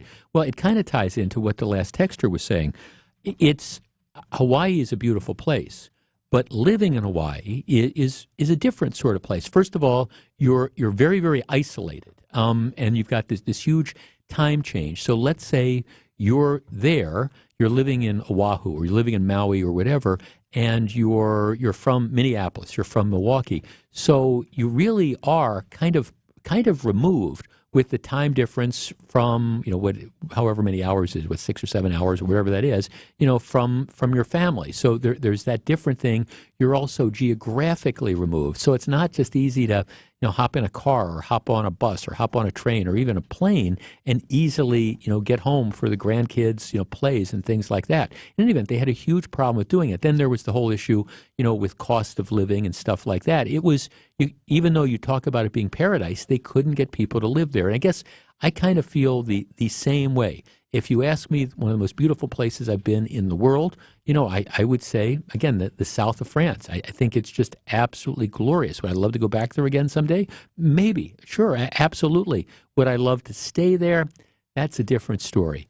Give me Milwaukee anytime. All right, when we come back, let's find out what John and Greg have on their minds for Wisconsin's Afternoon News. This is Jeff Wagner, WTMJ. More Jeff Wagner right after this. Couldn't make it to the game? Here, try this. If you live in Milwaukee, Racine, Waukesha, Ozaki, or